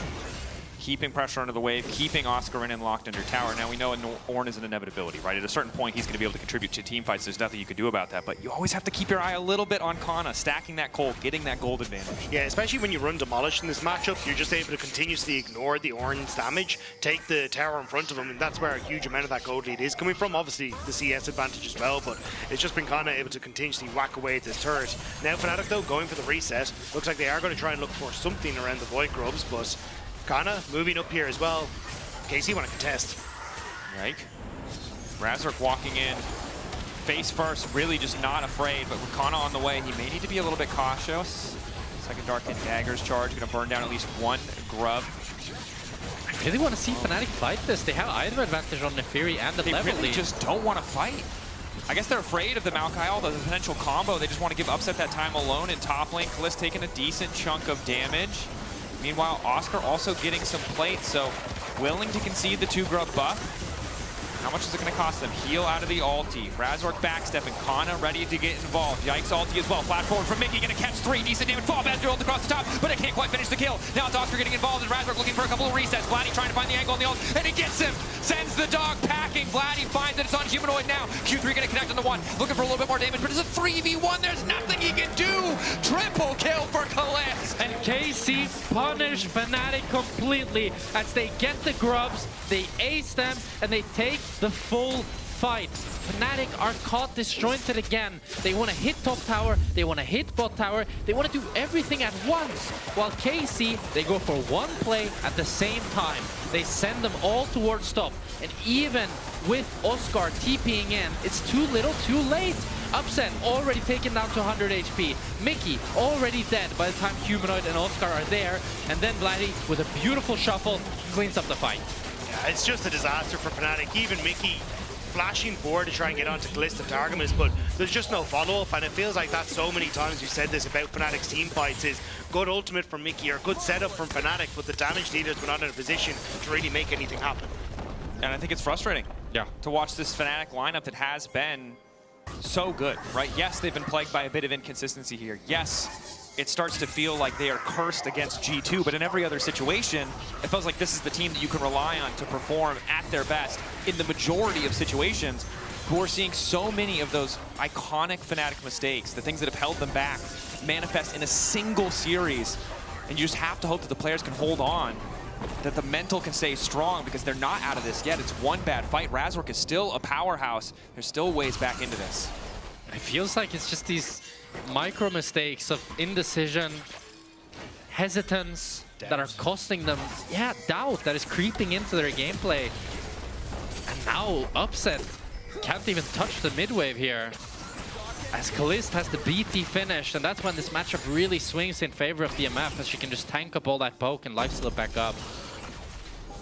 And this looks like a second Drake going to the side of KC. It's just the amount of control that you're offering with Yike on the Maokai as well when you're in a position like this. Kalista's mid-push, cool, we can just play for these choke points. And look at the confidence Targamas is playing with, right? He's just in Razork's face saying, if you try anything, I've got a Maokai in behind me, I've got a mid lane, or my AD character come across here. Nice from Humanoid, clean follow-up, excellent buffer on the Q3, and it's going to earn him a kill. Now instantly the follow going in from Razork, but has he gotten a little bit over-eager? Targamas health bar blinking, clipped on the way in, it should just be Razork dead. Dashes out, but gets taken down. A good pick. Comes in from Humanoid, but Razork getting a little bit over-eager in the moment as the ulti comes out to try to stop the base. It tries to find Humanoid there, but doesn't quite catch him. But it's a great individual play from Humanoid, followed up by a little bit of overzealousness from Razork, which feels like a big shame. Because if you're able to just get that pick, get that Drake, you're finally on the board objective-wise. But again, it's another objective going for the side of KC. And especially when your only counterplay is, hey, we've got some gold on towards our Ornn who's pushing in topside. It's not really the win that you're hoping for, but maybe getting caught. I thought it was a clone, but that is the real Nico. Walking face first into Renekton.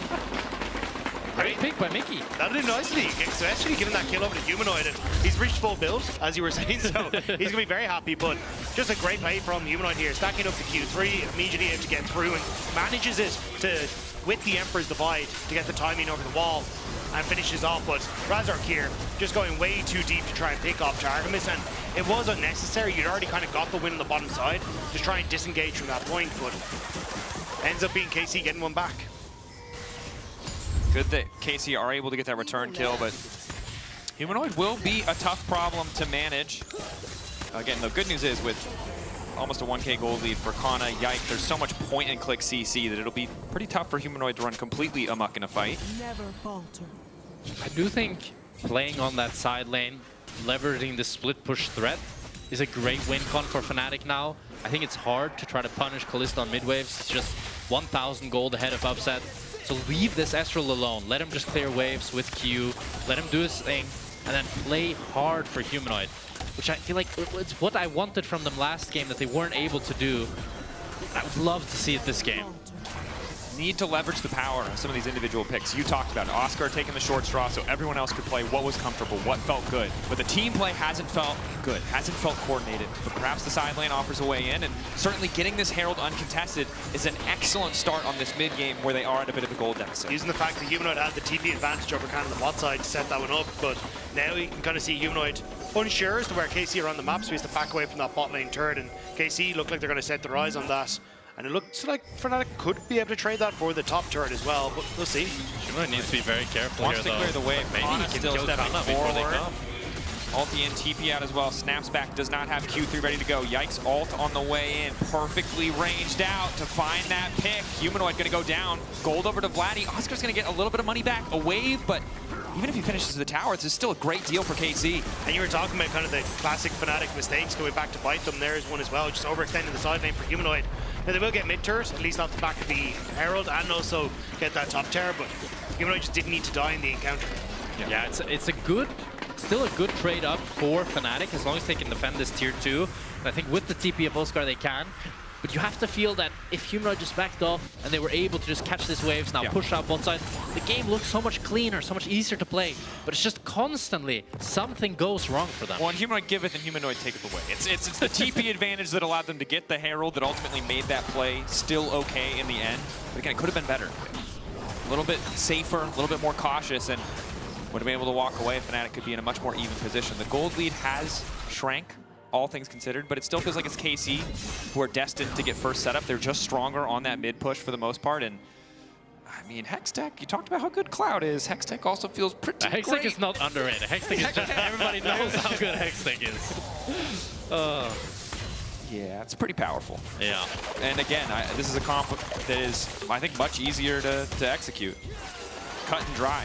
This is the most standard, other than the Karma. You could have seen this any week, any day, in any region, this kind of composition. It's pretty crazy that this is Game 3 Fearless that they got all these. That's actually true. Game 3 Malkine is here, okay. Azor, untargetable for a moment. Vladdy now on the chase. Forced to flash, dash, try to make it out. Yike finds a little bit of lockup on the upset. Qs are connecting. Red buff making this painful. And again, Yike pretty squishy. Phase rush, but no aftershock as Humanoid just continues to pressure on side. This is chasing. Gets the TP out.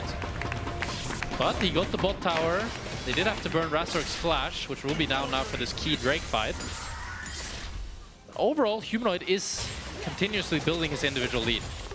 You do have to be careful here as Fnatic though. No TP in Oscar Rinnan, no TP in Humanoid, and kinda can move down to this Dragon fight if they want to. So I think Oscar Rinnan needs to get some sort of reset on this top half just to make sure he's actually gonna be in a position to fight if Fnatic wanna go for it. Yeah, this TP advantage makes this Drake contest a lot tougher as Ornn also can't get pushed, so he kinda needs to just drop a wave, be willing to drop that top tower. Hexgate over. This is very aggressive from Vladdy here. Vladdy trying to scoop. Gets a quick flash out of Mickey. Oh, and Vladdy is just getting flash after flash. First able to get Razorks and now Mickey as well. Putting so much pressure in Fnatic lineup. And look at Oscar Rinnan, he has to reset now to try and walk out. Kana just sticks around, gets the tower now. He's going to reset and be able to TP into this engagement as KC need him. Fnatic lead the lamp poke here. So crucial. The Drake is already taken down fast. KC body blocking the attempts to get in. That's the Maokai ultimate, zoning the entirety of Fnatic away. Mickey using the clone. Steel won't come through. Fnatic now looking for a few exit kills. Horn been blown. Ornn not going to find a single target, but Vladdy is going to get chunked out by the Azure ultimate. Kana now ready to get in the midst of the entire fight, but it's Targamas who's been caught. Targamas who's been isolated. Kana re-engaging, but won't get anyone. Now needs to retreat as the rest of his team is on the run. But a beautiful ult over the wall from Kalesk gets a bit of chip damage back. Blinking health bars across the board, but nobody is dead yet. 5 still standing on either side. Team fight played on the absolute edge, but it's KC who get the objective. And this is the punishment of not having flash on your support jungle here, as Mickey can't go in, he can't find the engage that you need. Razork, he can't continue chasing. They just don't have the firepower that they need to really start a fight and get it going. And it's important to highlight, you talked about it, Vladdy is the one burning those flashes because it could have been a Wampa Stomp for Fnatic. They could have been finding kills left and right, resets left and right, but the lack of flashes are what made that fight close. But in the end, it's the Drake to the side of KC, and they're sitting pretty. I was just super lucky for Kana, the fact that he got this gold lead, gives him the Sterix, and that Sterix was the only thing that kept them alive at the end of that fight. So very, very close, but here we go. Humanoid going in. Pushback is there. Flash forward. A little bit of extra shielding. Waiting out the duration. Nicely played by Vladdy. Targum is there with the shield. I don't even think he needed it. Zanya's to wait out the lifeline shield. Clever moment there. Humanoid cannot find the 1v1. And that's going to be Atakan going to the side of KC. Actually, Fnatic look like they want to try to contest here, 4v5, but Vladdy is TPing in with the Sonias. I think this might be tough for Fnatic. Will the confidence be rewarded? Or is this the final fight? Mickey wandering forward. Maokai ultimate, Oscarinen looking to disengage. Razork low, Otacon down, Flatty on the chase. KC descend upon Fnatic, punishes them for even coming to watch the Otacon fall. Kalist unstoppable, Kana unconcerned, KC get everything. Kana played the start of that incredibly well. He just sat in the bush, dodged 2 or 3 different skill shots, which meant that Fnatic thought they were safe to walk up. And Upset, we'll see it actually at the start of this. So Upset, as he comes in, ends up just getting stunned, but this is the initial play from Vladdy. Gets the knockback, goes to Golden as he tries to predict the humanoid with the Q3, but it's a great flash away from us. Jargamus there with the shield, and then the resets come through for the rest of the fight. Yeah, and then here, like Fnatic, it just screams of desperation and emotion. They really want to try to get something, but there's nothing to get. As Kana, as you said, holds this bush beautifully, dodges the Astral W, dodges the Astral Q, and then Upset actually misclicks on the ward, walks into the bush, gets stunned, has to blow the cleanse, and the fight's just unplayable with the Maokai ult coming in. KC have the numbers advantage, they're already stronger, the poke didn't land, Humanoid, their strongest member, is not there. And KC are getting absolutely everything with 2 minutes to Soul. And we go back to the previous fight. The difference of flash is all that mattered, but now, even if they had flashes, KC just in so good of a position. The gold lead continuing to grow. The Azir only going to get more powerful, even if the 1v1 will always be hard against the Yone. Flatty consistently able to find these edges, and it just feels like across the board, KC as a team and as individuals are just outperforming on the day. No flash from Vladdy. Sidestep from Vladdy's good, pops the Celestial opposition. Another wave coming in, and they're going to walk away. They have 3 people, but they don't want to risk it. That's Aura. That's Aura right there. The fact that they don't go for that play, I'm really surprised. I thought they might be able to look for it despite the Nico E missing. But they just, I think they feel like they're under so much pressure. But it's also, as you were saying earlier, Jack, it's kind of these little moments of hesitation for Fnatic that have really come back to bite them. Yeah. And unfortunately there, like, they were unsure where Maokai was. Were they going to be able to turn that play around and bot? They don't commit. And now it just gives KC that space that they need to. Now a minute until Dragon. And you've got kind of pushing top, no one to answer for him. Kalist is going to be fine to open up on mid-wave safely, and Fnatic are desperately trying to get any sort of vision into River. Flash there for Mickey. Maybe that can make the difference. Maybe they can find the engage, but Humor doesn't have flash. Oscar doesn't have it either. You can visualize the perfect wombo combo, but against this MF, Azir, Maokai, that trio, so hard to find the perfect fight, especially as Vladdy playing with total confidence here. Doesn't have vision in the bush. There could be 5 members of Fnatic, or 4 as he does see Humanoid, just not concerned. And if I'm MKOI, I'm very scared of this KC, because you took them down once, but this KC looks like they're playing a lot more confident on the map and look a lot more dangerous as a result. Yeah, it's a whole different beast. The way they're holding these corridors, denying Fnatic any chance of entry. They're just choking them out. Fnatic now tried to contest through the bot side here. It's looking so difficult for them. Fnatic pushing in, trying to gain as much space as they can. KC just retreating.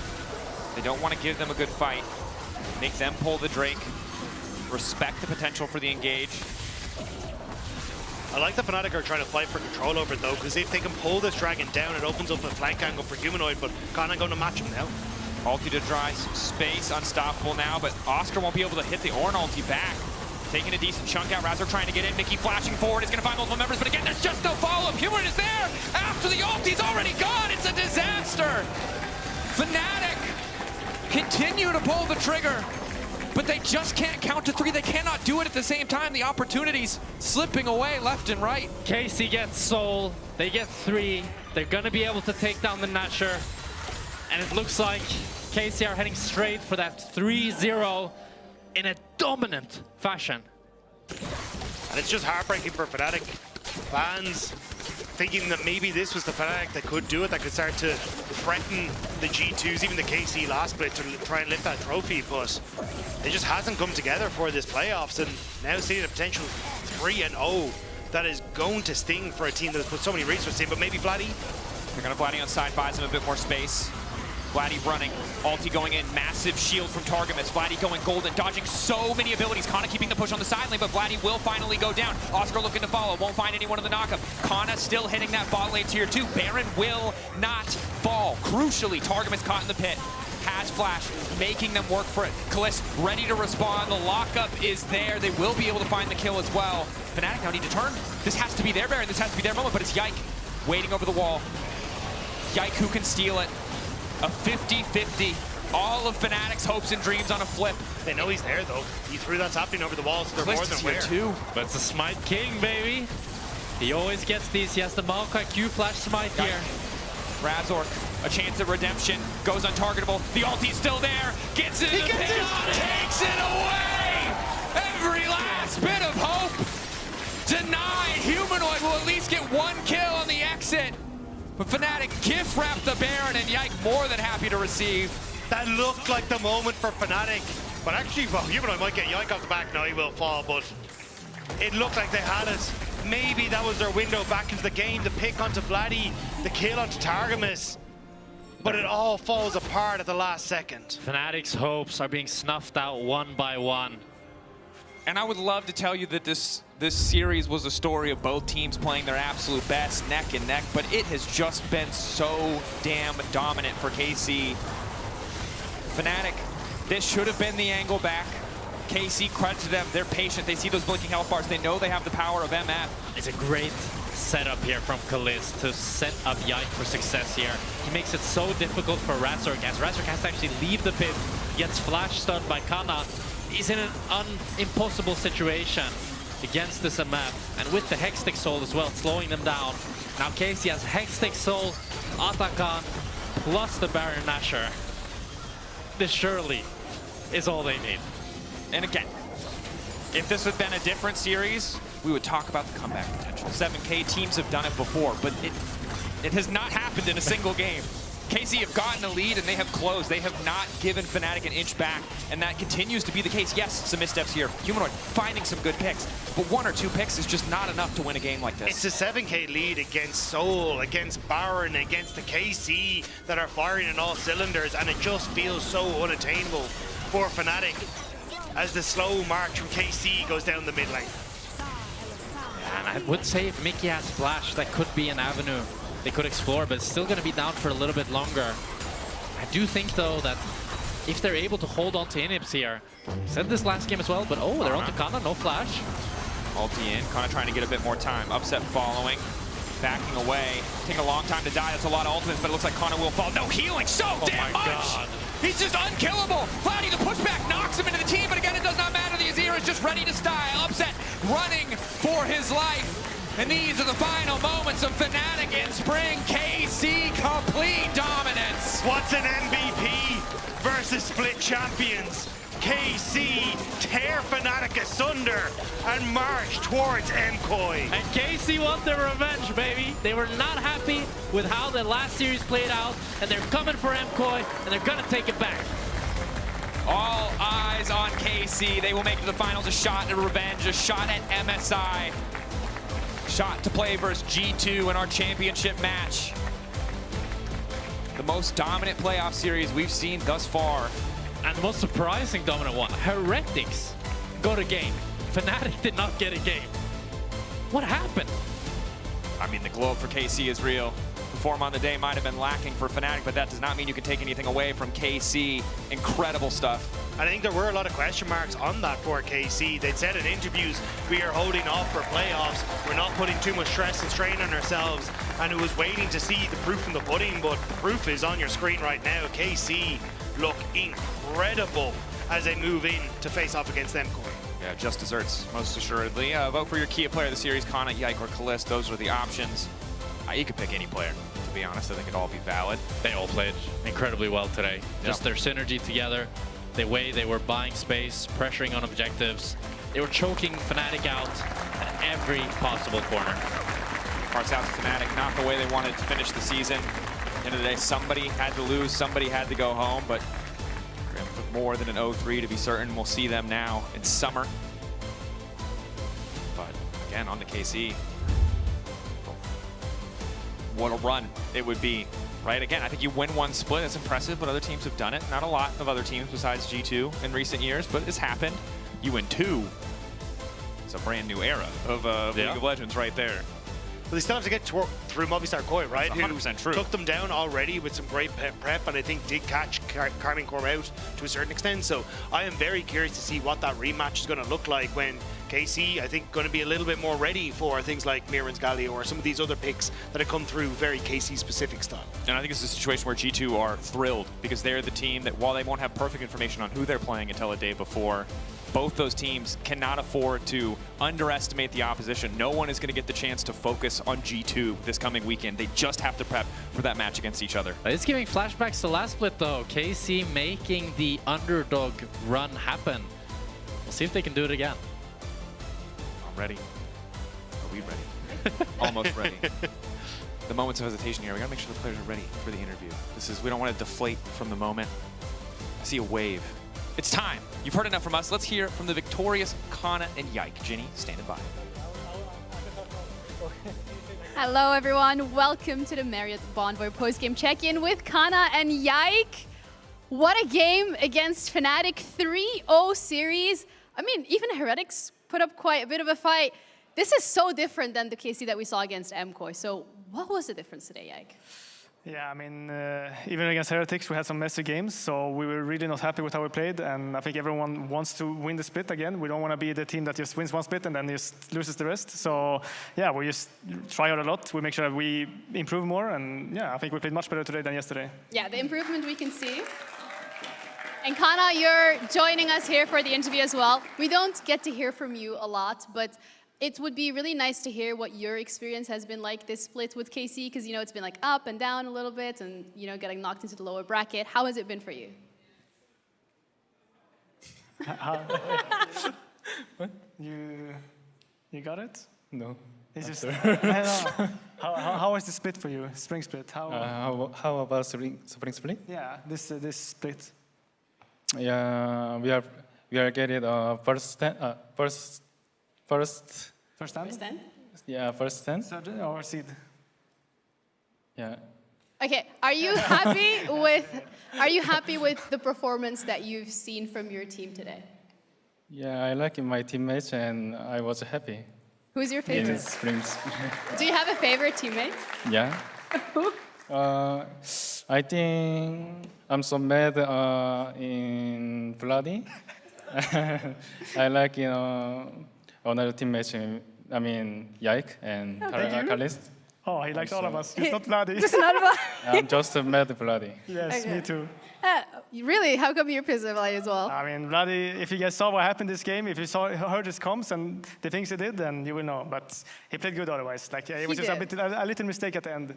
It happens, right? A little oopsie. We've seen it from you guys as well against MKOI. So when it comes to the team dynamic and when it comes to improving like so quickly, how have you guys been able to do that? Oh, I mean, ever since I guess we lost to Koi, we've been like, I feel like, I mean, me as well, like, has been a bit like, we've been a bit lazy because we got first seed, we've been just kind of chilling, just winning everything, and then we really got reality checked by Koi, and we know that we have no second life, so we had to win all the series next, and yeah, I think we put in like a lot of more effort into all the scrims, all the talks we have, like all the meetings, and we just learned so much more. One baby step after the other. So now MKOI is the next team that you're going up against, Kana. Are you looking forward to that? We play versus Koi. Huh? Playing versus Koi too. Yeah, against Koi? Yeah. I think, yeah, Koi top laner, I think he's a good player because next match I can play well, maybe, and then good team fight. Yeah. I think you're going to stomp him. Yep. Okay, I love the confidence from Yike. How has it been, though, for you to be playing with such a dominant laner like Kana that you have in your top laner? You can be like, okay, I can just leave him alone and like go to the rest of the map. Yeah, I mean, it's really easy to play with Kana. I know I can leave him top lane. I know he's going to be winning his lane. He can just be chilling and do whatever he wants. If they camp him, then I know like I will punish the other side of the map. So yeah, it's just so easy to play with Kana, basically. Okay, Thank that's you, Kana. good to know. For the game against MKOI, though, I mean, we've already talked about the fact that you're going to have to go up against them. Last game, we all know what happened. That's why you're here. Do you have any special grudges against them? I mean, as a team, it's a lot of rivalry between Casey and Koi, and they beat us last time, and there was a lot of like talks after because no one believed in them. And now I guess we come in as, I mean, we should be the underdog because they beat us last time, so we have a second chance against them, and I think we should do much better. So it's going to be very exciting. I think they should be a bit nervous. Okay, big words. Then there's G2 in the finals, and I'm assuming for you, as you mentioned earlier today, as well, like earlier in the interview as well, when you're saying we want to be one of the teams that can come into the LEC and not just win one split and then wash out, but like continuously keep winning. Assuming for you, there's also a lot of pride in that. Yeah, I mean, I've been in almost all the finals in LEC, so I would hate to miss out of one of them, and also not qualifying to MSI because I also qualified to all the internationals. So it's very, very special for me to keep doing a good job, you know, and keep playing good with my team. And I know that we have what it takes, so we just have to show it. We've seen it today, and we've seen it from your side as well, and because of that, you get Kia Player of the Series. Ooh. I don't know if you guys want to clap or something. Thanks. Thank you. That'd be really nice. Well, another one added to your tally because you have quite a few of them. But that's enough from us over here. We're going to be heading over to PGL. Kana, maybe you want to tell Vladi why you're mad at him? You want to say why you're mad? Vladi. Say something, Vladi? Yeah. He's watching right now. Vladi is watching. He's watching on the other side. I'm very angry. I will come to good luck. Okay, Good well, luck, Vladi. Laura, take it away. I love when teammates are nice to each other, especially after such a convincing victory. Vladi, thank you so much for joining us. We have a mystery to unfold here. What did you do to piss Kana off like this? I mean, I'm not sure. I even gave him free candies yesterday before the game, so I don't really know. Maybe the candy was bad. I think he's just trying to rage bait. Rage bait. No, you're trying to rage No, bait. Ungrateful. No, for 2 weeks you're doing your stupid thing just to get into mic check, and then I think he just got mad after that. Why? I'm literally giving content to the LEC. Are you Why being would a he get drama mad? queen again, Vladi? No, I'm just saying I'm giving him content. I mean, yeah, I mean, you give us free content with your gameplay, I feel like. Why?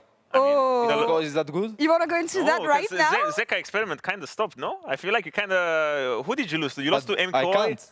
Why? I can't. They are banning my champs. They are banning the Yon, or they are picking it. They don't give me a good Akali or Sylas angle. Like, I can't really be Zeka.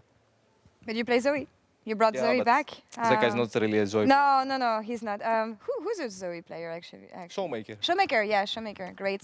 Look Zoe at him, player. he instantly knew he's fanboying over all of them. I mean, I bet you're watching a lot of LCK, right, for inspiration. Yeah, I do. Yeah. I mean, I want to say it showed maybe in the champions that you bring. Why was it like a good Zoe angle this week, especially after the really bad experiments that you guys have tried last week? I mean, fun fact, I have 0 win rate with Zoe in scrims and in officials. And yeah, it happened to pick it. I think it was a very, very good angle because they are all really short range. Like they have the Rumble, the Rise, the Zaya, and I think they don't really have very hard engage, so you can just poke them for free. And that's what I did. I think it was very free. Although, as a new coach, actually, of the Rats, what would you tell your player if he has 0% win rate on a champion and he wants to pick it on stage? Obviously, it needs to pass the eye test, and last week it didn't, you know? So I don't know how you play in scrims. Maybe you're just unlucky. Maybe it's the Last week it was bad, you think? I mean, yeah. I think it was just not the best Zoe angle, I would say. I mean, yeah, you guys had Zoe Pike in game 5. Yeah, and they had Ornn. So basically, we can't. But they had Ornn this game. No, that was they game had 3. Rumble. My bad. But no, I think definitely even there's so many of these champions that it doesn't really, you can't really always go for the highest win rate champion. It needs to look good. It needs to feel good. And if Vladi, even though if he would come to me and say, I know I suck on it in scrims, but I'm really, really feeling it this game, I would trust him. But if he would int again, I would maybe not trust him the next time. But it is especially important in these high pressure games in best of 5s, playoffs, that when someone feels that you throw meta out the window, because at the end of the day, he's the one clicking, he's the one playing, and if he's feeling confident, then that's a big factor of why they would win a game. Trust your players, always. Not always, though, but sometimes when you have a player until like they Vladi, int. for instance. Until they int, yeah, until int is proven. Vladi, something we have talked about is your preparation coming into this week. The fact that last week was something that you guys want to forget, obviously. What was different in the way you guys prepped, and how did you readjust? I think we were just too cocky after finishing first place, and with how scrims were going, I think we were just thinking that we were the best by far and we will beat everyone. But obviously, I think we just got humbled. And obviously, I think it was our worst day ever in this split, at least. And yeah, as I said, we got humbled, and then we got to put a serious work in scrims, like better practice or how we acted in scrims and in reviews, and it paid off. I have a question because I also went through this phase at some point where you're so excited about picking up new champions, finding inspiration from Zeka, from the LCK players, but at the same time you still have your own individual champions, your own individual preferences. How do you manage to find balance between, what you feel like they're doing that is really, really good and what you should maybe be implementing yourself? Because, yeah, you went through from like Victor, being super OP on Victor, to the Zeka phase, and now maybe back a little bit more to Control Mage. How do you juggle all of that? I mean, the thing is, I think one thing we do a bit bad in EU is that we don't really try stuff. And obviously when it gets to in Korea, like they try a lot of stuff. Like, for example, they played set mid. And I think we just copy them. So I guess that's what I did. Right? I didn't know that Silas or Akali or something like this are that strong in the meta right now, or you can find good angles. So after we played the first stand, and I saw Zeka playing them, and that even though he's one of the best mid laners, he makes the jumps work. I decided to try it myself, and yeah, I saw that the jumps are good. How do you think you're doing on these new champs, and overall, how does it make you shine more as a player? I mean, I think I'm a very good mechanical player, so jumps like Akali, Silas, and all of this fits me well. So yeah, I just think I had to try them, and it worked. Like right now, I think they are afraid of my Silas Akali, maybe. Yeah, I would agree here. Odo, you had some thoughts on Vladdy's performance in regular season and in the beginning of playoffs. Do you feel like today he proved himself again? Not really. He was flaming you, man. Like you have no idea. Yes, because okay, so context. Regular season, by the end, I was your biggest fanboy. I was like, this guy is, giving Caps a run of his money. If he keeps playing like this, he's just going to stomp all of these noobs in playoffs and everything. And then come playoffs, I felt like it's kind of maybe what he said, where everyone was cocky a little bit, things, prep fell a little bit. But yeah, it's just, after today, yeah, sure, it got a little bit better. I mean, the thing is, you can't look at the player just for one series. Like, sure, my series was terrible 1 week ago, same for Kalis, but you can't really just say because you saw one series that he's just not good for but he was my GOAT, and now he wasn't my GOAT anymore, so I was very upset. I think, hopefully he can be fine. your GOAT. You can bring it back for the next week, I'm sure of it. I didn't today? Not as good as the regular season, man, come on. Okay. Sure. He's going to cry, and that's going to be He's just sad for content. But you can get your revenge next week, actually, against MKOI once again. How is this one going to look? Because, yeah, I feel like they made you angry. In our worst day, we went to 5 games. I don't think they played that well, but I still think they did good. Like, they waited for us to choke, and that's what we did, basically. But as I said, we will just do the same, be serious in our practice this week, and I'm confident that we will easily beat them because we also have a very good record against them in scrims, I would say. So, yeah, if we play just like we do in scrims and with the same confidence, I think we will beat them. A little preview on the mid lane matchup, because for me, you have been, through winter, you've been pretty much the big revelation of the split. But I also feel like, for example, Jojo was a little bit under the radar in winter, and in spring, he started ramping up his performance. What do you think of this matchup walking into, next week? I think Jojo Pune for sure stepped up way more in this split than in winter. I think he might be the best laner right now in the league, I would say. So yeah, I think it will be a good matchup, but not good enough to beat you. Sure. Yeah, that's my GOAT right there. We have been talking a lot about the lower bracket run, which is something that you had to do as well in winter, and the impact of fatigue, playing a lot of games, not having a lot of time to prep between games. How did you feel through this run so far, getting ready to peak against G2, hopefully next week? I mean, the thing is, we also did this kind of run in last split, I think. Like we had the lower bracket semi-final, and then we played the final after, if I'm not wrong. Yep. So I think everyone was kind of prepared for this to happen. Like day by day, we just have official games. So I don't think someone got tired or something. Do you feel like you're maybe one of those teams that just, once you get this sort of, when you get the ball rolling and you keep flowing through game, it's one of these things where, they just, that sort of like autopilot just keeps getting better and better, so that the way you guys, just coordinate and everything? Yeah, for sure. I mean, I also think that playing lower bracket is better than going to finals directly. It's a bit cold, but still, you get it's good. You get to have way more official games and practice on stage, so it gives confidence. And imagine you beat like 3 teams in a row before going to finals. I think you have a lot of confidence. You won a title like this, no?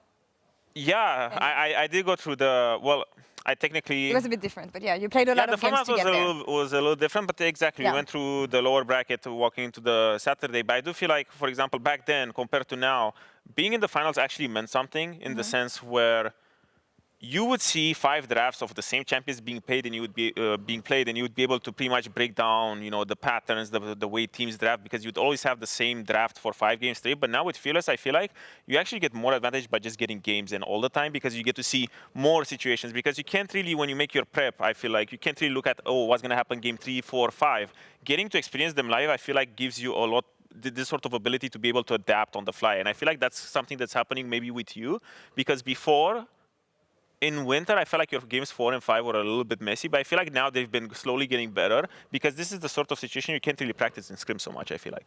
I mean, yeah, for sure. I think, as you said, the team in the final don't really have a specific gameplay from the lower bracket team to review with how many champs there are. And I mean, yeah, it's a bit of copium though, that the lower bracket is better, but I still think it's still a very, very good way to go to the final. Last question, Vladi, for you. From the experience you had in winter splits, before winning, already being successful with KC to the point you're at right now, playing for your 2nd title almost, and also your ticket for MSI, how much stronger do you feel in the league with the team overall? I mean, as a team right now, I think everyone is very, very confident after this win as well, because as I said, even in scrims, I think we almost, we win against everyone basically. So yeah, as I said, if we just go and play just like we did today with confidence and with a lot of boost from our scrims as well, I think we will easily go to finals, and I think we will also beat G2. All right, you have the confidence, I see it. I want to know what's your prediction for the games next week. For the games next week, well, we do have. I am on the hype train of K-Corp going up into MKOI, because I do believe in redemption, and I think in the first series I was also thinking that K-Corp was going to do well, but this guy didn't really do so well against Jojopion, so that sucked. Maybe you have a better chance next week. But for the finals, it's really, really tough. Even if I would be the biggest K-Corp fan or the biggest MKOI fan, I feel like G2 had a great performance, and any of these teams should be taking G2 to like a 5 games, because again, the top 3 or even the top 4 has just been so, competitive right now with K-Corp and MKOI doing so well that I can't really make a good prediction for finals. Whatever makes Europe better. The closer the games, the better the league. Vladi, thank you so much again for your time and reflecting on your wins and success. We'll see you next week against MKOI on Saturday. The winner books their tickets to MSI, while G2 is waiting patiently in Spring Split finals that we will have on Sunday. That's all for us here. I hope you enjoyed the games. We will see you next week. Same time, same place, and until then, take care. Bye-bye. Vladi might go. To get it. If Humanoid goes down here. Oh, Separate will flash in. Q can't flash that auto, baby. Ja, Gå. Han kan haja. Han var känga. I can kill him, probably. I got him. Big. Look at as well. I think he resetted it. Maybe a cheeky shot blast over the wall. Maybe see if anyone wanders a bit too far. No way! Kill the Sion. Get Pantheon flash istället. With Pantheon. Kill den bulk. Mega griefing. Bra attack, okay? Don't go tower, I think. Okay, just go fast. Really good. Ghana is shitting his pants, by the way. That's good. His laning phase was disgusting. This guy is not feeling it today. Now coming in again, the Soul Laners and the LEC playoffs keep taking these objectives. Connie gets a kill, finding the angle, a beautiful equalizer, 8 equalizers. Shit, KC. I'm fine. Say a flash, okay? Say no flash. Wait. Look, run. LB. I'm flying. No flash, okay? You can go on me? You can go on me. Okay. You can go on me. You can go on me? No flash, say, okay?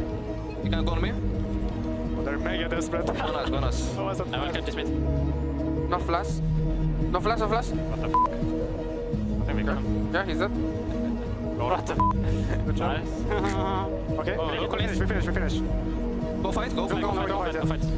Don't call in Zizir. Don't call in. Don't call in Zizir. Reload. No flash. Look now, Firi. Yeah, no flash. No W. I'm behind them. Well, that's an interesting way to end it. Oh, sapling. I got sapling. I'm the sapling king. The perfect team fight! They take it all! In knockback, instant combo punches! What? It's big ball! Oh my god! Club! Everybody! You know the story, you know the legend!